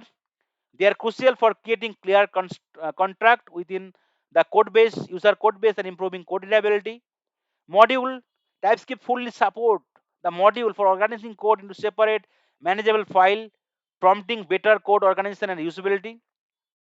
Enhanced tooling and ID support. TypeScript rich type information empowers ID and code editors with advanced feature like intelligent code completion, real time error checking, refactoring tools, and improved navigation, specifically boosting developer productivity. So these are the key features because of the TypeScript is having. Like TypeScript is very easily integrated in the Playwright. And in case I'm giving the example, say 100% people are using Playwright, I could say that more than 50% teams or project is using Playwright with TypeScript combination. Then JavaScript, then Java, then Python, then C Sharp. So this is the combination they are using in the real-time project. So what are the top test TypeScript testing framework? In case you are already learning TypeScript, you can work with the not only your Playwright, you can also work with the WebDriver IO, Cypress, Jasmine, Jest, Mocha, and VTest framework.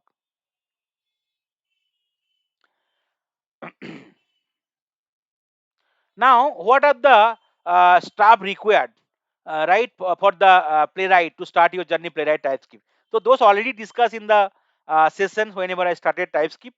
Okay, but still I could mention that two things required. One is any ID, integrate data environment. So here we'll be using the VS Code or Visual Studio Code. It is again from the Microsoft. You can get to the Microsoft site. You can do it. And Node.js and npm. Okay, with this is the three things required. So so this is the official site to download the Visual Studio. You can just go to the official site, and there will be a lot of things available for Windows system, Mac or Linux based system. Or Windows system, you can try to just click here. Okay, it will be downloaded. Okay, you could be starting download it. It will take couple of seconds of time. And similarly, you can go to that Node.js official site to download the Node.js and npm. So if you just open this site, after that you can get it, the Node.js, where you click it. So it will be, let's click it here. So it will go to the next page where you could see you can get the Node.js version. LTS is long-term solution, right? You can go with the stable version instead of going to the unstable version. So if you require any other version, you can also select it. What environment, what operating system you are using, right? You can get it, and using which you can want to download the npm. You can also get it through Docker or other stuff. Okay, and you could see here that npm is coming as a default with the Node.js. So you no need to separately install the npm. After that, what you can do, you can here see also which operating system you are using, whether 64-bit or like a 32-bit machine or Windows. After that, simply click on the window installer.msi. Okay, automatically it will be trying to download in your system. It will take couple of seconds of time to download it. Okay, so let's wait for the VS Code to download. So instead of that, we can go for the npm step. Okay, Node.js step. So I can go to my download folder. Okay, here you could see that Node.js already downloaded. Okay, so here just double click here. Okay, after that you will open the next page, click on next, accept it, click on next. Here automatically you could able to see that file wherever is required. You can change it also wherever you want to uninstall the Node.js, and click on next. Here you can select the couple of options, custom setup, but first is fine. To go ahead, click on next. And after that, no need to select this checkbox. That is fine. Default setting will be fine. Click on next and click on install. Once it is done, it will be installed. Node.js and npm. I am not installing this, already done in my system. Okay. After that is installed, what you can do, you can just run your command prompt. Okay, and see whether your Node.js install or npm install. So give nodes space hyphen v. So automatically you could able to see the version. So I did not install the 24 latest version. I'm using still 22. I can upgrade it also if required. And similarly, you can also check that what is there for the npm, what versions. npm hyphen space v. You can check it. You could see the version is 11. If required, you can go also for the latest version separately for the npm. I'll be explaining it. Now it is taking some time to download. Let's see download folder again. Sorry, bad. Okay, so if it is downloaded, it's very straightforward. You can just try to double click here. Okay, let's see any other download thing. Yeah, is there. Okay, I already downloaded one more time. So you can just open it, download folder. After that, you can click on the here called I accept agreement. Okay, then click on next. Here you can just no need to check anything. If you want to create shortcut, you can click on the desktop icon. You can click on next, and you can click on install. So automatically it will be installed. After that, once it is installed, you will be able to see the VS Code here in your. It will be installed, and you can go to your Windows run button. You can create a shortcut here, and you can simply type here called VS Code. Okay, so that is the you can just open it, the VS Code. So once it's open, it will be just look like this way. So no project will be there, and you can able to get the VS Code, right, where you can able to option get it in case you already worked with couple of folder already there you can able to fall into the send section. Otherwise, send section will be blank only. You can create a new file, you can create open a file, you can open the folder, you can connect to a other way, right?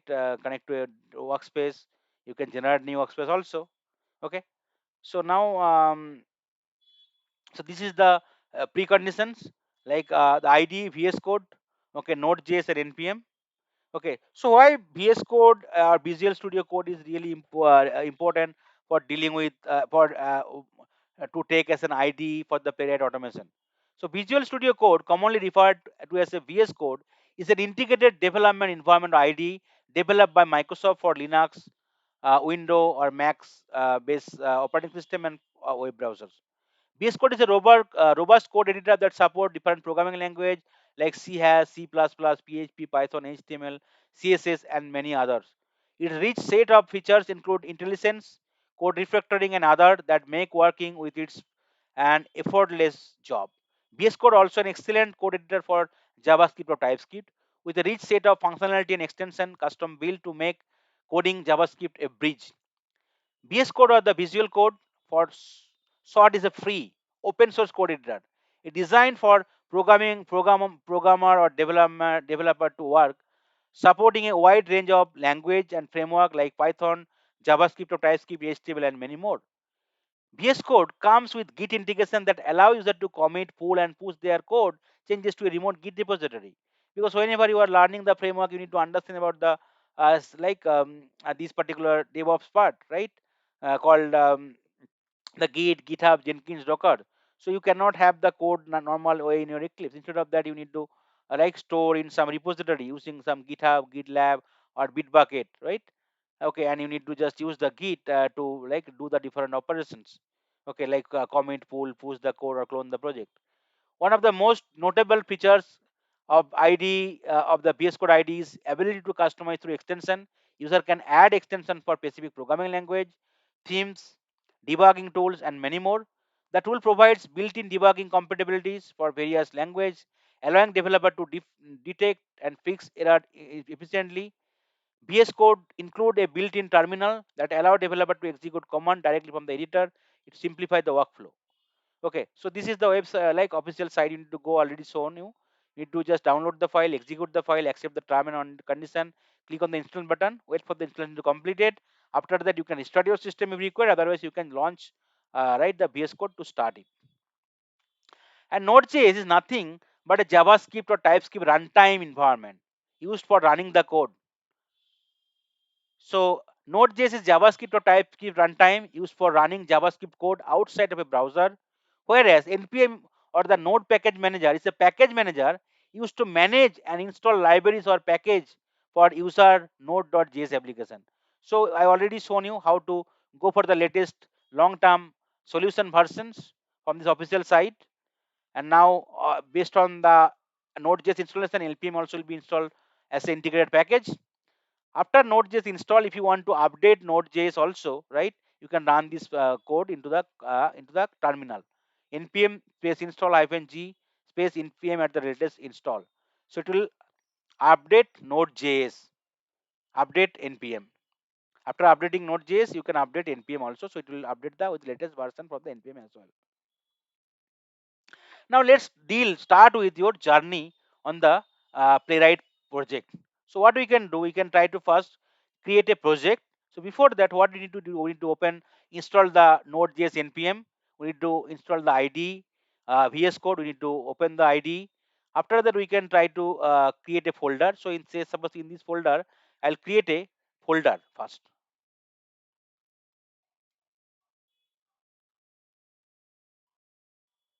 So I can create the folder called say Playwright telling training.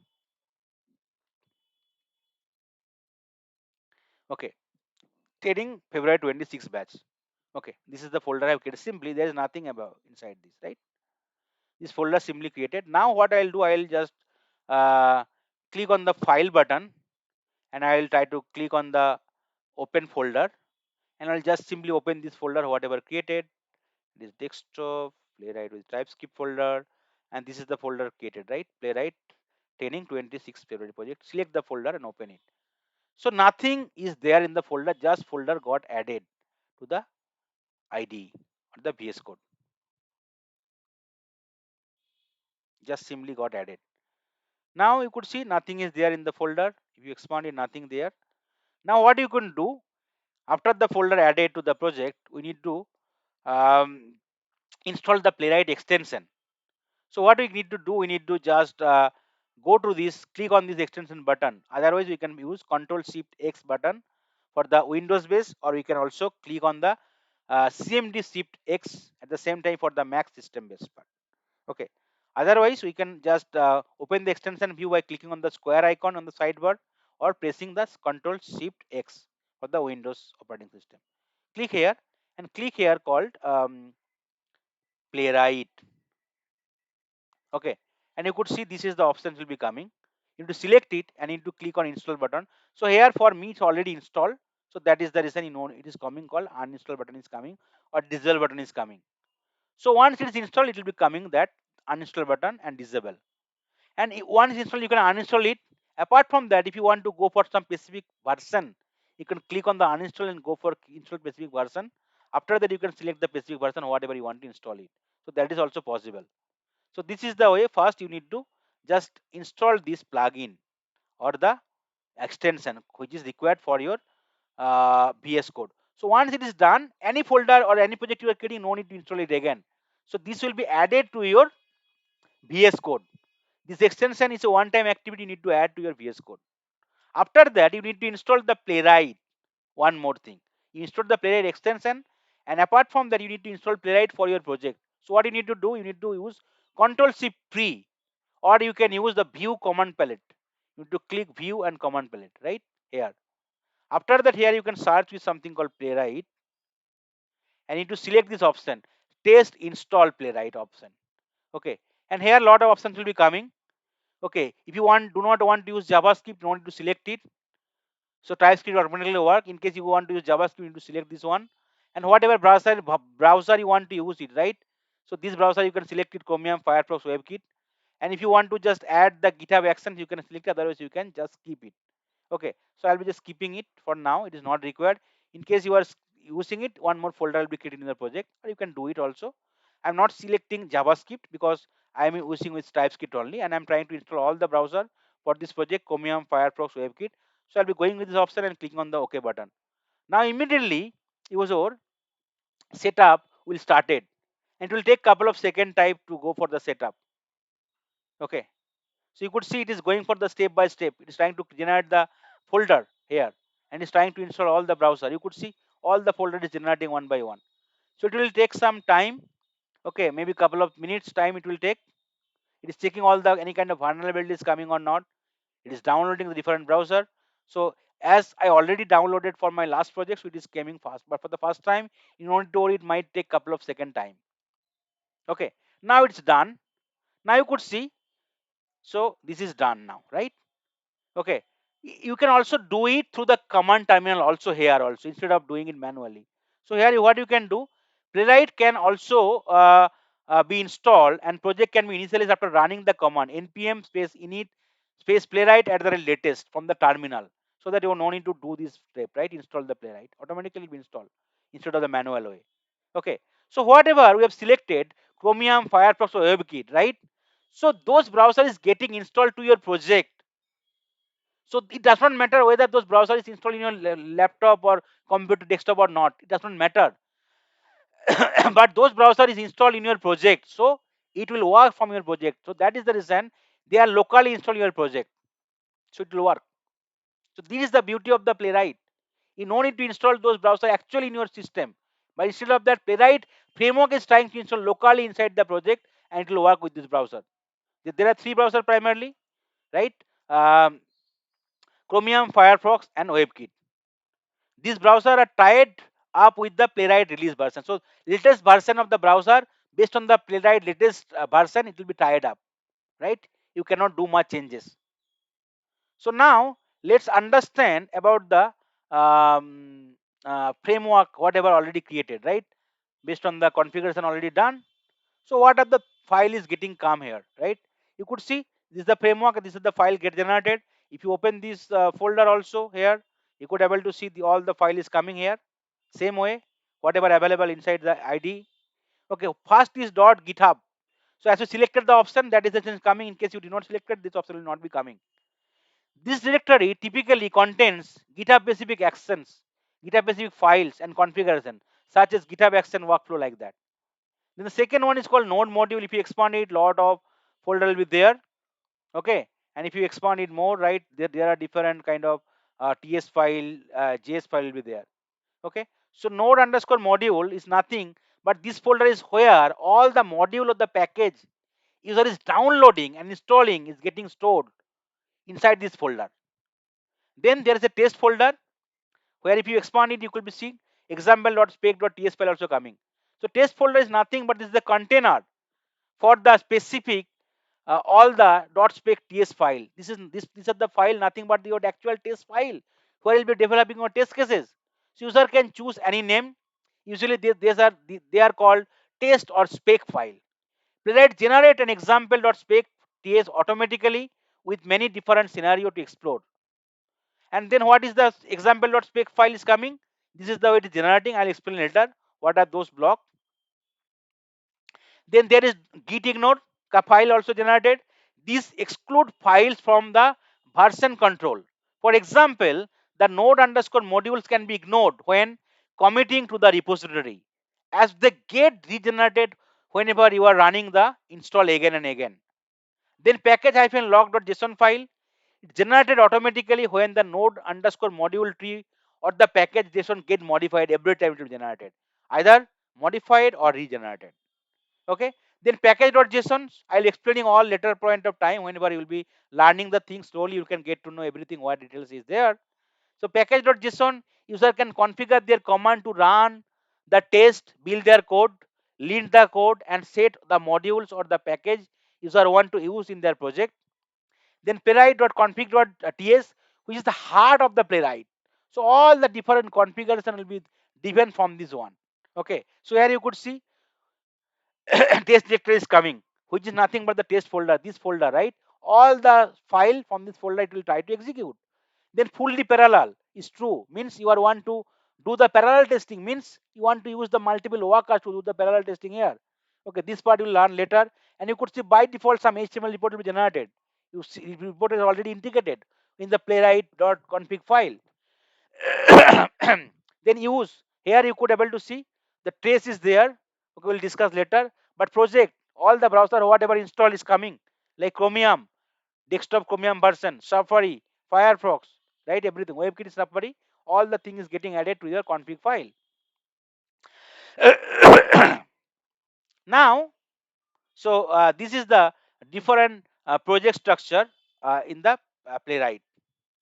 Okay, so now understand about the Playwright test script structure. What is test script all about? So by default, Playwright generated the script. Okay, is having two test cases. This is called test cases test block. Okay, and this is called import block, and this is called actions block. This is called assertion block. So Playwright, there are primarily four blocks available. Okay, so Playwright TypeScript test script follow a structured approach for readability and maintainability. So there are primary four blocks: import block, test block or test functions, actions block, and assertions block. So what is import blocks? So here we are trying to import test and expect from the playwright-test.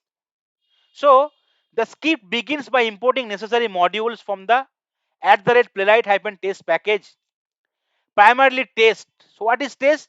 This is nothing but functions. It's used to define and declare an individual test case. User can call it to create new test block, providing a title, right? This is the way you can give the title in the test block. Okay, providing a title or name for the test, and the code, which is nothing but asynchronous functions that perform the actions and validation and expect. What is expect? Whatever is importing. Expect is nothing but is again a functions. Is part of the playwright built-in assertion system known as expect API. It is primarily used to verify whether a certain condition or expected state is made during the test execution. Playwright expect is wait first, meaning it automatically wait and retries until the condition is met or timeout occurs, which helps preventing the test flakiness. So assertion means all kind of validation, right? All kind of verification will can done through the assertion. Okay, so all will be coming from the expect block or expect function in the playwright. Then the playwright hyphen test is nothing but a package which is the core component of the playwright, an end-to-end testing framework for web application. It provides the necessary tools and functionality to write, run, and manage web tests. In essence, Playwright-test is a comprehensive solution for building robust and efficient end-to-end test for web application-based project. Now, so this is the import block where all test and expect we are trying to import from these particular packages. Now test block is coming. In the test block, we'll be having actions block and having assertion block.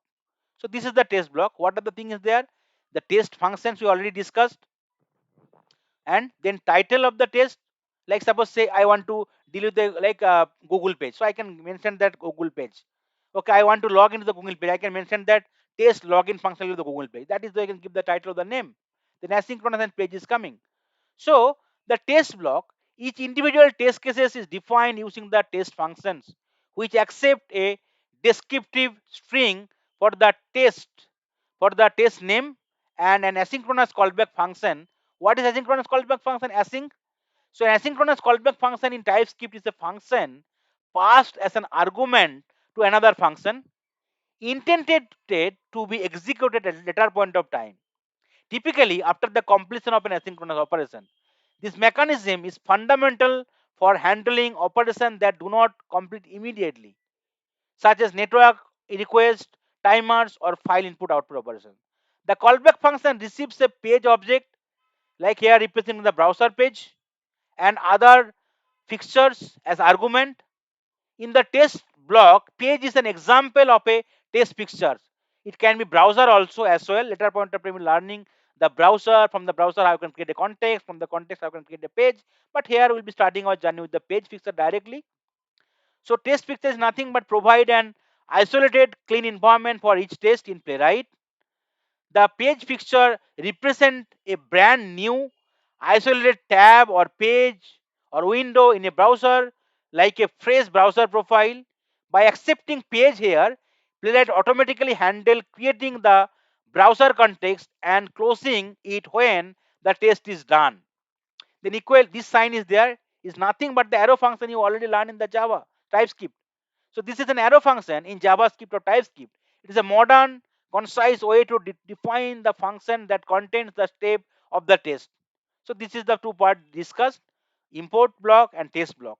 Now this is the actions block where you are trying to do the actions, either opening a page or identifying element, clicking on the element, or entering some value into the field. These are the kind of stuff. Slowly be learning. No need to worry about that. This is the first thing.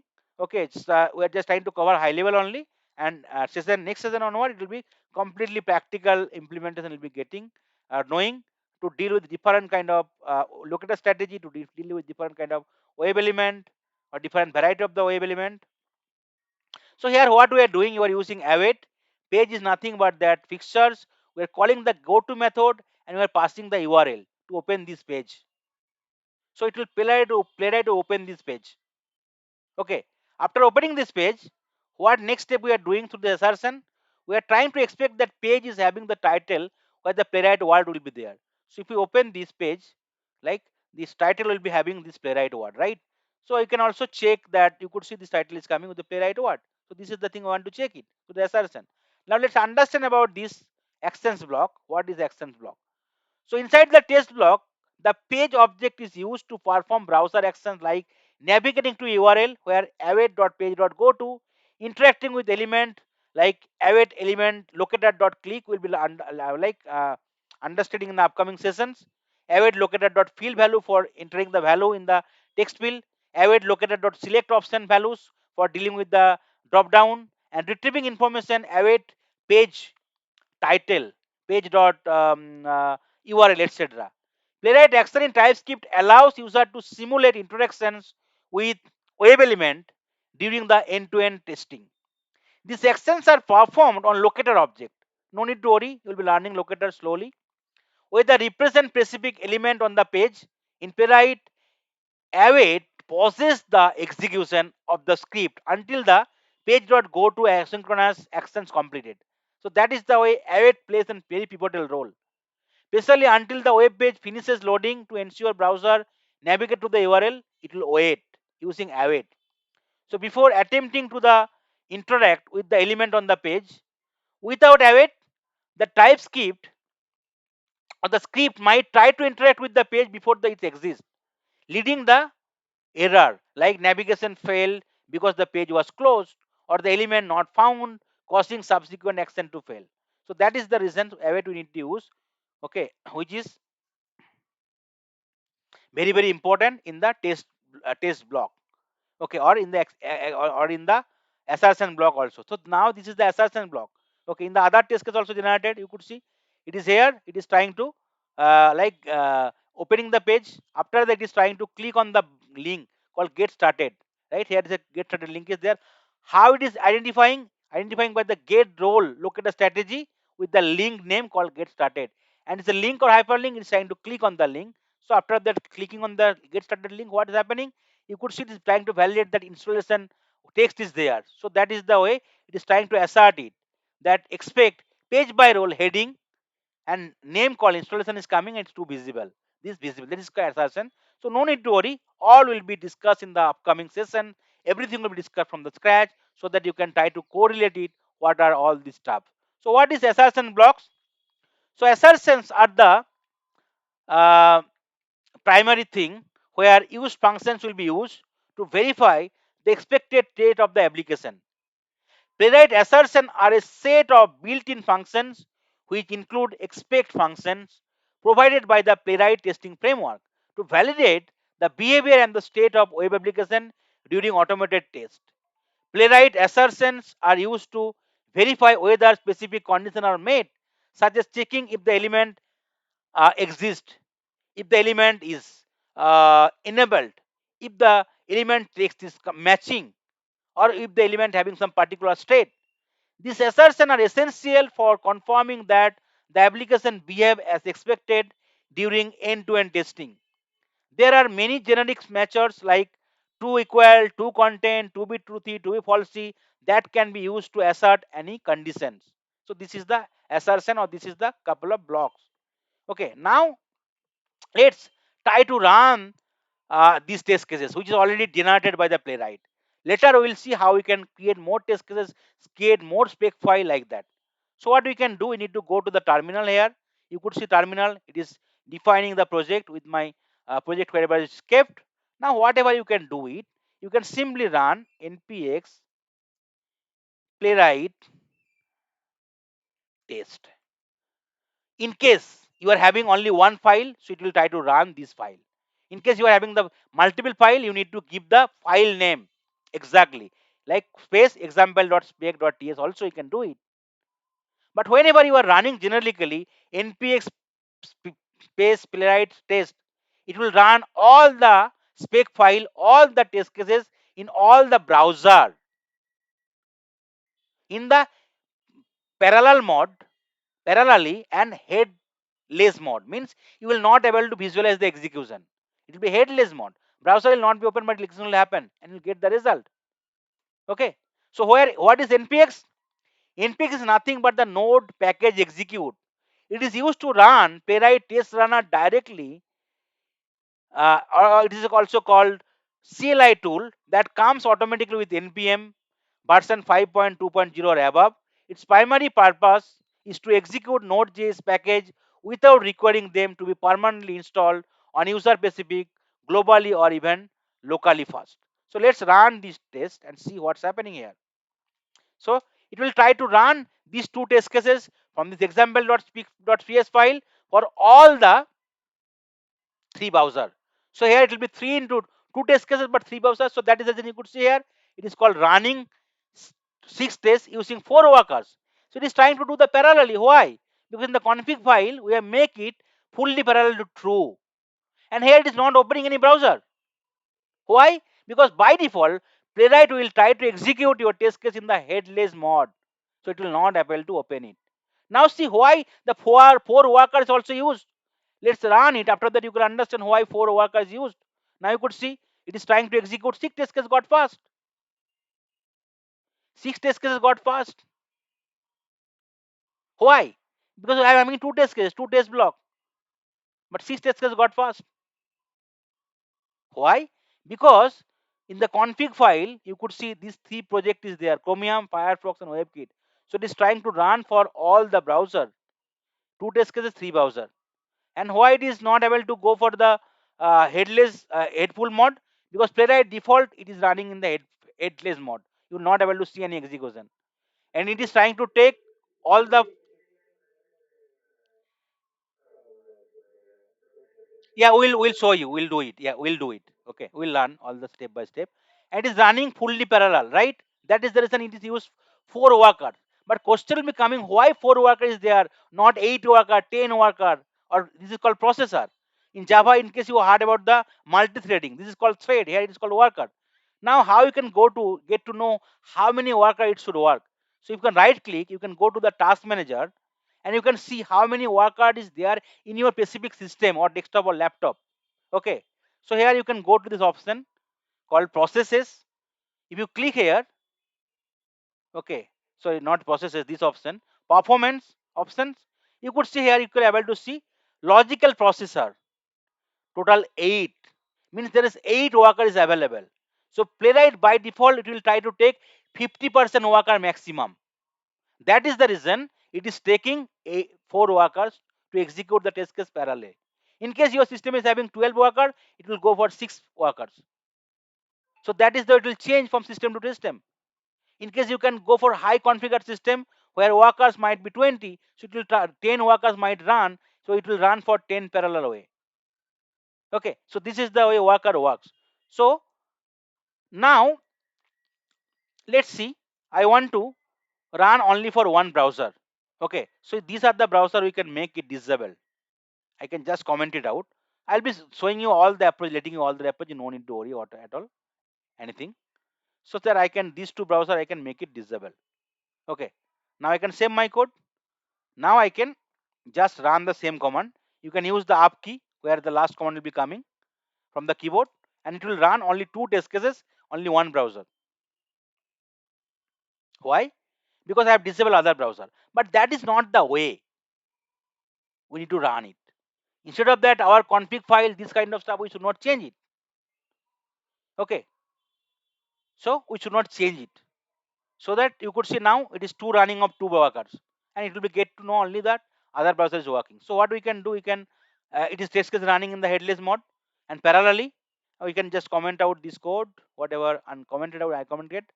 Now what we can do, we can try to, okay, it's failed. Why? Because we have just tried to interact parallelly. Okay, and it is immediately generating the result. Whenever test case got failed, it will generate the result, which is nothing but the your playwright HTML report. Okay, so this will be generated. I'll be explaining it what is all this HTML report. No need to worry. Okay, now let's uncomment it again. Okay, now what we will do, we can here press Ctrl C to get your the terminal again. Now what we'll do, we'll try to run only this file. Okay, there, think about that there might be multiple files available in the test folder. So I can give the npx playwright test, and file name I can give it example dot spec dot ts. Now think about that. I want to execute it only to a particular browser. What I can do? I can give it hyphen hyphen project. Okay, equal to the browser name. Say I want to only execute in the Chromium browser. CHROMIUM Chromium browser. Now I want to execute in the headed mode. Hyphen hyphen headed. Okay, now execute it, and here I can make it false. So I want to execute isolated way instead of parallelly. Now I can just run the command. What is the command? Npx space playwright space test, file name, then hyphen hyphen project equal to Chromium or Firefox or WebKit, whatever browser you want to open, and hyphen hyphen headed if you want to visualize the execution how it is happening. Enter, hit enter. Okay, project equal to CHROMI. Okay, I think some mistake might be in the command. Okay, project equal to Chromium.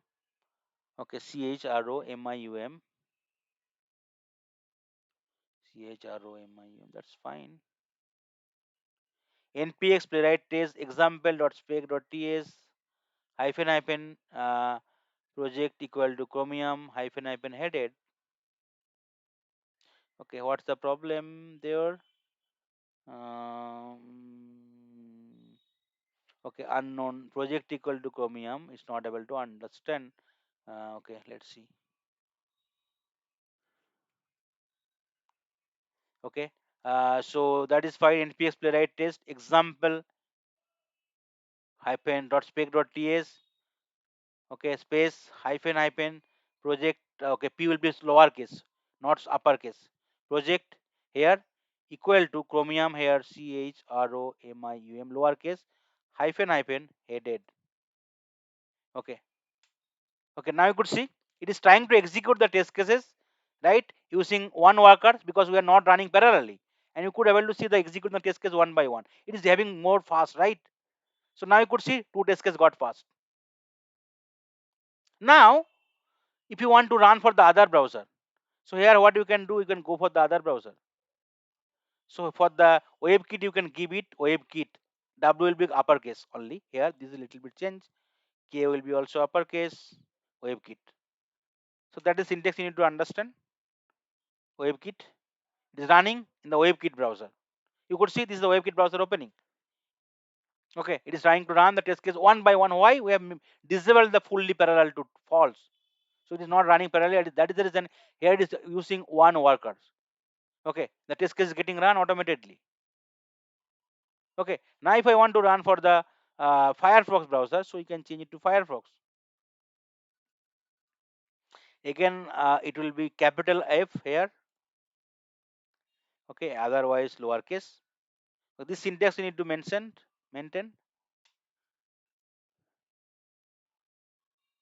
You could see it is running in the Firefox browser. It does not matter the Firefox browser installed in a system or not. No, it is trying to get from the local setting from the project. That is the beauty of the Playwright. So execution will happen here. That's one by one because we have made that like fully parallel to false. So it is running. So it should not disturb, otherwise you will fail, right? In case you want to operate something, it might be fail.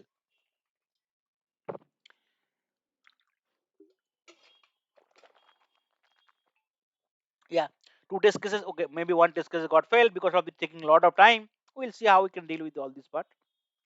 Okay, so loading time sometime might be taking a lot time in the other browser.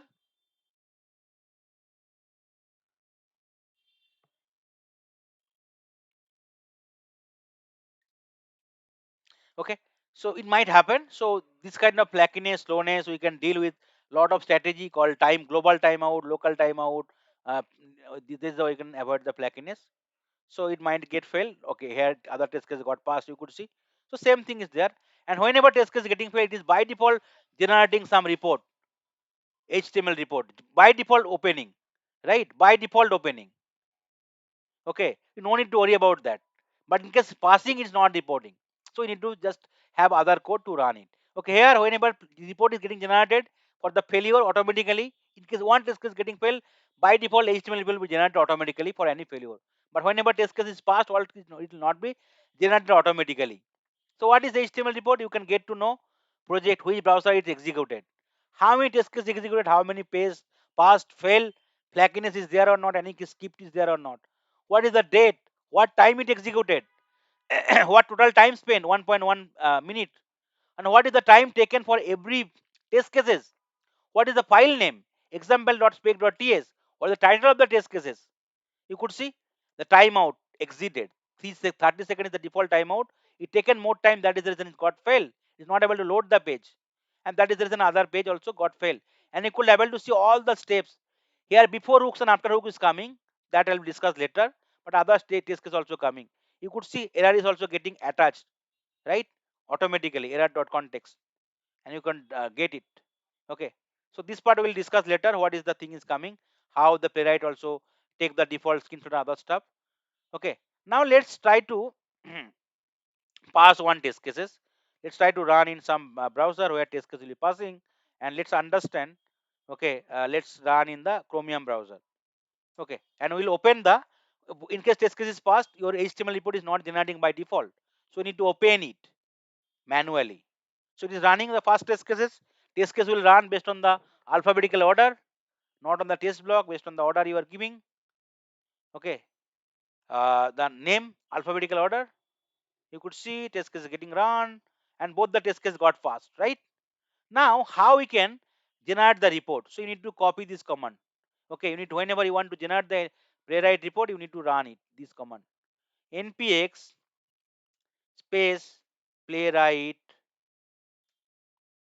no mistake. Otherwise, it will throw you the error. So hyphen report. This command you need to run it. So it will open the HTML report, whatever already generated for the last execution. So now you can just come in one browser. Now you could see here this HTML report came. You could again see project Chromium browser. We have changed it to Chromium browser. Two test case got passed, no fail. So whenever there's a pass, it will not be generated by default. No skip, total time spent here 19.4 seconds. And for every test case, how much time is taken? 14.1 second and 2.1 second here. Okay. And now you could able to see the file names, example.spec file, and this is the title. Okay, which, right, line number. Okay, this there, and you could see what are the different things coming here. If you expand it, you could able to see what the code was there inside this file, and why these two things is additionally coming. If you go here, you could see the test case having particular two step, right? This is the one actions and one assertion, but here two more step is getting added called before hooks and after hooks. So what are those? Okay, so so by default playwright use primarily,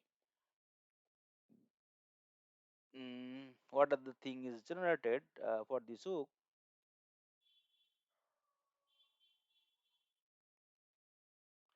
So playwright automatically display browser context creation, that I already told, right? So browser dot new context and closer context, browser dot close context, as part of the step by step phrase in the HTML report. Especially whenever dealing with the HTML report, this kind of thing will be added. Why? Particularly when using trace on or return on failure.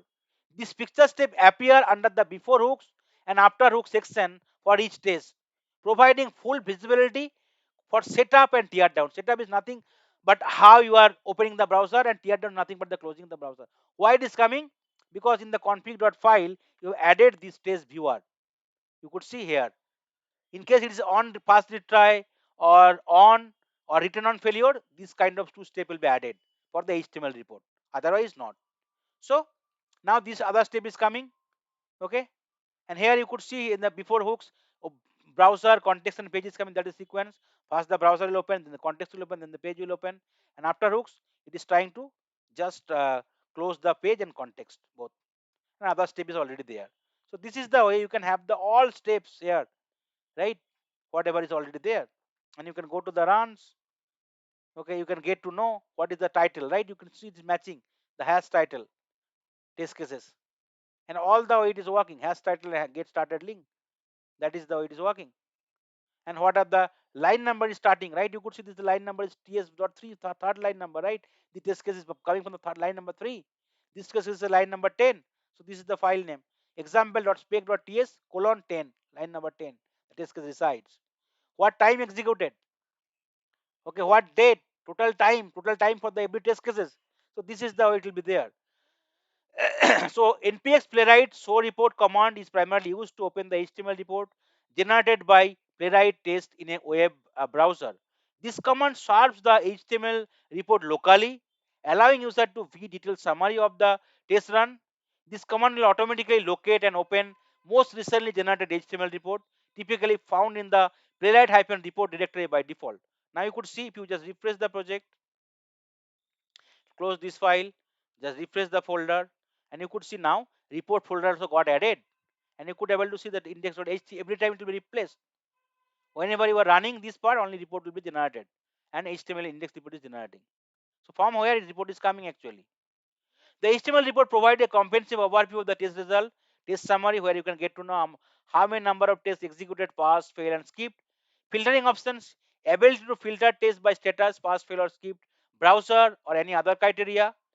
Detailed test information, clicking on individual test reveals detailed information including the test step actions, error message, and stack traces on for failed test cases, screenshot or traces if you are configuring it for visual debugging, network requests made during the test execution. So this particular command npx playwright show-report is valuable tool for analyzing test failure, understanding test execution flow, and reviewing overall test suite performance. So now let's try to run for all the browser in a single attempt, but in a headed mode. So what you can do, you can just run it, and you can just remove this part, the project part. So it will try to run for all the browser specifically in the headed mode. So two test cases will be executing into the three browsers, total six test cases will be there. So run it once more time.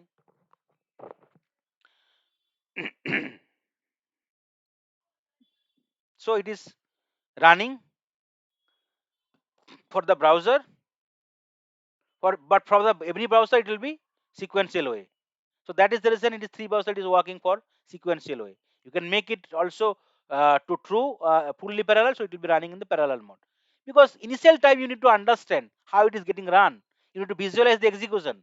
But later point of time when you will be expert, right? You don't need to understand. You can run it for headless mode only, and any kind of failure you can get the result, and you can understand. You can debug it.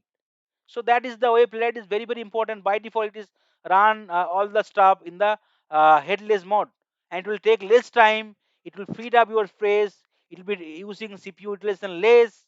It will be more faster. It is default headless mode. You need to run it. You can just run it using the headed mode only using the command. So it is trying to execute for all the browser. So through test cases, three browser is executing. So let's run it. After that, we will see.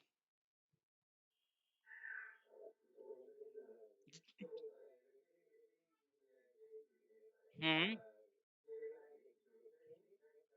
Yeah, control is just control is right. Any compilation error also you can get it. Any compilation. Hey, here something got failed. Why? Because of the slowness mostly. And you could see whenever anything is getting failed, by default it will be generated. And see, click on. You could see now example.spec.ts file, right? But here you could see Chromium browser, WebKit true browser, Firefox true browser. Why it is got failed? You could see the timeout is mostly. So sometimes slowness you don't handle it because of slowness, because of your latency in the network, your like browser performance, it will depend. But we can handle those flakiness later. You will learn it. So this is the way you can get to know what is the problem. You could see test timeout. This 30 seconds is the default timeout. It's taken more time. That is the reason it is not able to load it. Now you could see if you want to just only filter the past, you could only filter out here. If you want to filter out the fail, right? You could filter out the browser. Here you could see browser I have filtered out. Now if you just filter out here, if I remove the filter, okay, all go with the all.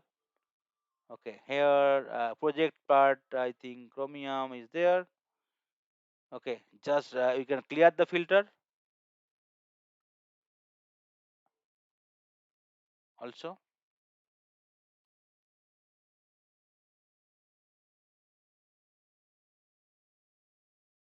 Okay, other browser might be closed it, sure. Yeah. So you could able to see that that is the way you can visualize it. So this is the way, like you can start your journey for the playwright for the timing. After that, slowly all this stuff, how to, what are the different assertions, what are the way you can interact with the element, what are the different methods, all this stuff will be discussed later. So let's have a recapture whatever we have discussed today. After that, any questions, I will take it. So we started with the software testing lifecycle, software development lifecycle, where a couple of important stages like requirement analysis, design, development, testing, and release and maintenance or support. Then software testing is nothing where we are trying to evaluate or verifying the software product or application behaving properly based on the requirement or not. Any issue we can make as a defect. Okay, and validation we are trying to do the static kind of testing through the development process. Through the verification we are trying to do different kind of functional non-functional testing. So testing is really required to detecting the bug early, to make sure we are security assurance is there, to make sure the customer satisfactions, to validate requirement, to improve the quality assurance or reliability, to validate all the requirement, to reduce the maintenance cost, to improve the system performance, to make sure that like application is going for the compliance safety checking properly. Okay, error is a human actions which is creating the error. Okay, and because of the error, like software fault is coming, and because of the fault there might be failure in the system. Error might be coming because of miscommunication, because of budget restriction, conflicting priorities, because of the technology complexity, infrastructure issue, environment conditions, like not proper reviewing, code review. Okay, software testing key principle: all testing should meet the customer requirement. Testing should be done by the independent party. Sometimes arbitrary risk-based testing also can do in case testing is not having proper time. All the testing should be completed before the implementation of the production go live. Testing should follow the parallel rule or 8 to 20 rules. Mean 20% defect might be 80% defect might be coming from the 20% critical area. Testing should start with the smaller part and go for the higher part or larger part later. Early testing will save the time and money. As part of the software testing lifecycle, there are a couple of process steps associated or stages associated. Requirement analysis, where we will analyze the requirement, then we'll go for the planning, where we will try to create the test strategy plan. We'll go for the test case development, where we'll first develop the scenario, test cases, and create the RTM, test data, and also develop the test script for the automation standpoint. Then we'll configure the environment. We can run the smoke suit to validate that basic functionality working. After that, we can go for the test execution, where you can do all kind of functional non-functional testings, and then we can try to go for the test closure cycle, where you can present the test summary report, final defect report, or the lesson document to the respective stakeholder of the customers.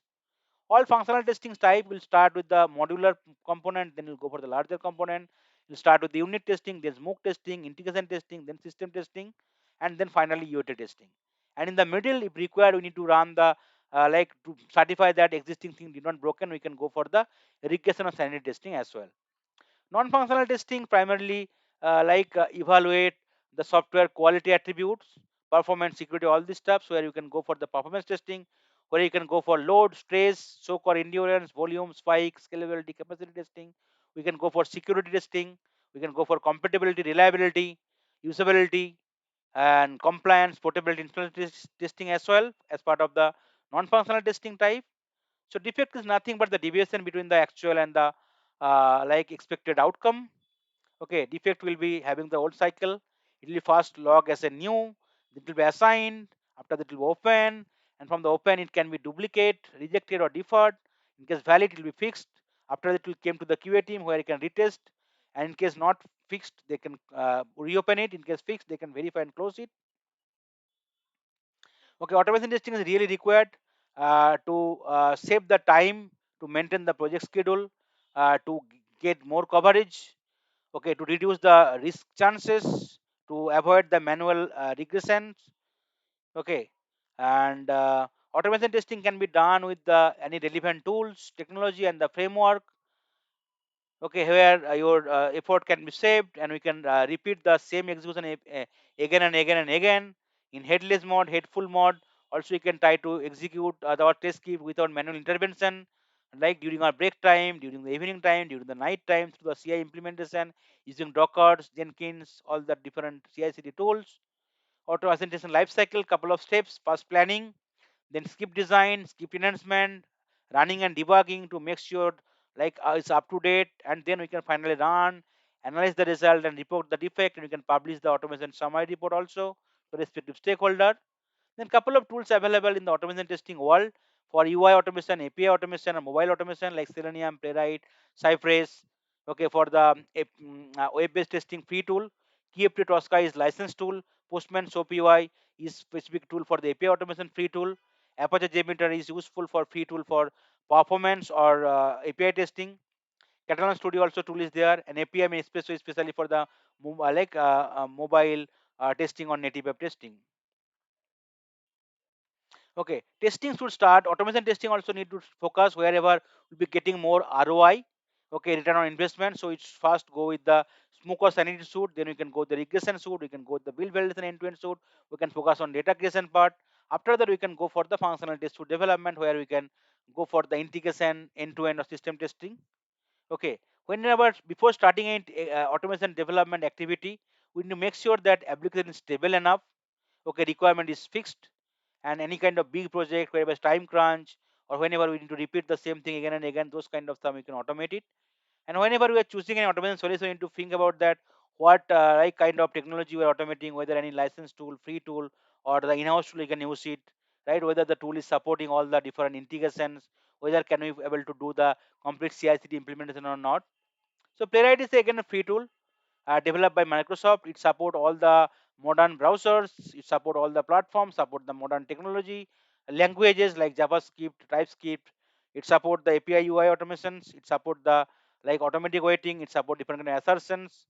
It is having the debugging tools available called Inspector, Code Gen, Test Viewer. It support parallel execution by default. It support the headless execution, headful execution. It's mobile simulation also can be done. Built-in report like list, line, HTML is already there. Apart from that, each different couple of report like Allure, Monocard, we can add it also. Playwright is having very easy mechanism to have the video recording for the full execution or capture the screenshot. Playwright is more faster. Playwright couple of limitation is Playwright is new in the market, so limited resources, asynchronous complexity, limited browser and version support, no real mobile simulation, smaller ecosystems. Okay, a couple of important differences tried to depict with the Playwright and Selenium and Playwright with Cypress. Playwright architecture is nothing but it will be having the client server architecture with the help of the WebSocket, and through CDP and CDP plus protocols, it will be interacting with the Chrome, Firefox, and the WebKit browsers. Okay, Playwright is very useful with the TypeScript because of the couple of important features like TypeScript fully supported OPS, static typing, TypeScript support the modules fully, TypeScript support enhanced tooling and IDE support, and module also supported fully, and TypeScript support interfaces completely. That is the reason TypeScript is very useful in the Playwright automation world. Uh, Different top TypeScript testing framework supported by supported called Playwright, WebDriver IO, Cypress, Jasmine, Mocha, Jest, Bytest. Okay, whenever you want to start your journey in the Playwright TypeScript, you need to have three important thing. Like any ID here, will be using the VS Code or Visual Studio Code, which is Microsoft product, and Node.js and npm. We need to just I already shown you the how to download it. Okay, npm is nothing but the node package manager. We can go with some long-term solutions, long-term support using the LTS versions. Okay, and after that we can create open our VS Code. We can open a folder. We can try to add the Playwright extension. After that we can install the Playwright. Then your framework will be completely done, and we'll be having a couple of folder structure, like where you'll be having the test folder, where you'll be having the default example.spec.ts file, where you'll be having two default test cases, and there are a couple of blocks like import block, test block, assertion, actions block. And then we can those test cases we can try to run it with the help from the command terminals with the help of the npx playwright test and the file name, but it will run all the test cases in the headless mode and parallelly for all the browsers.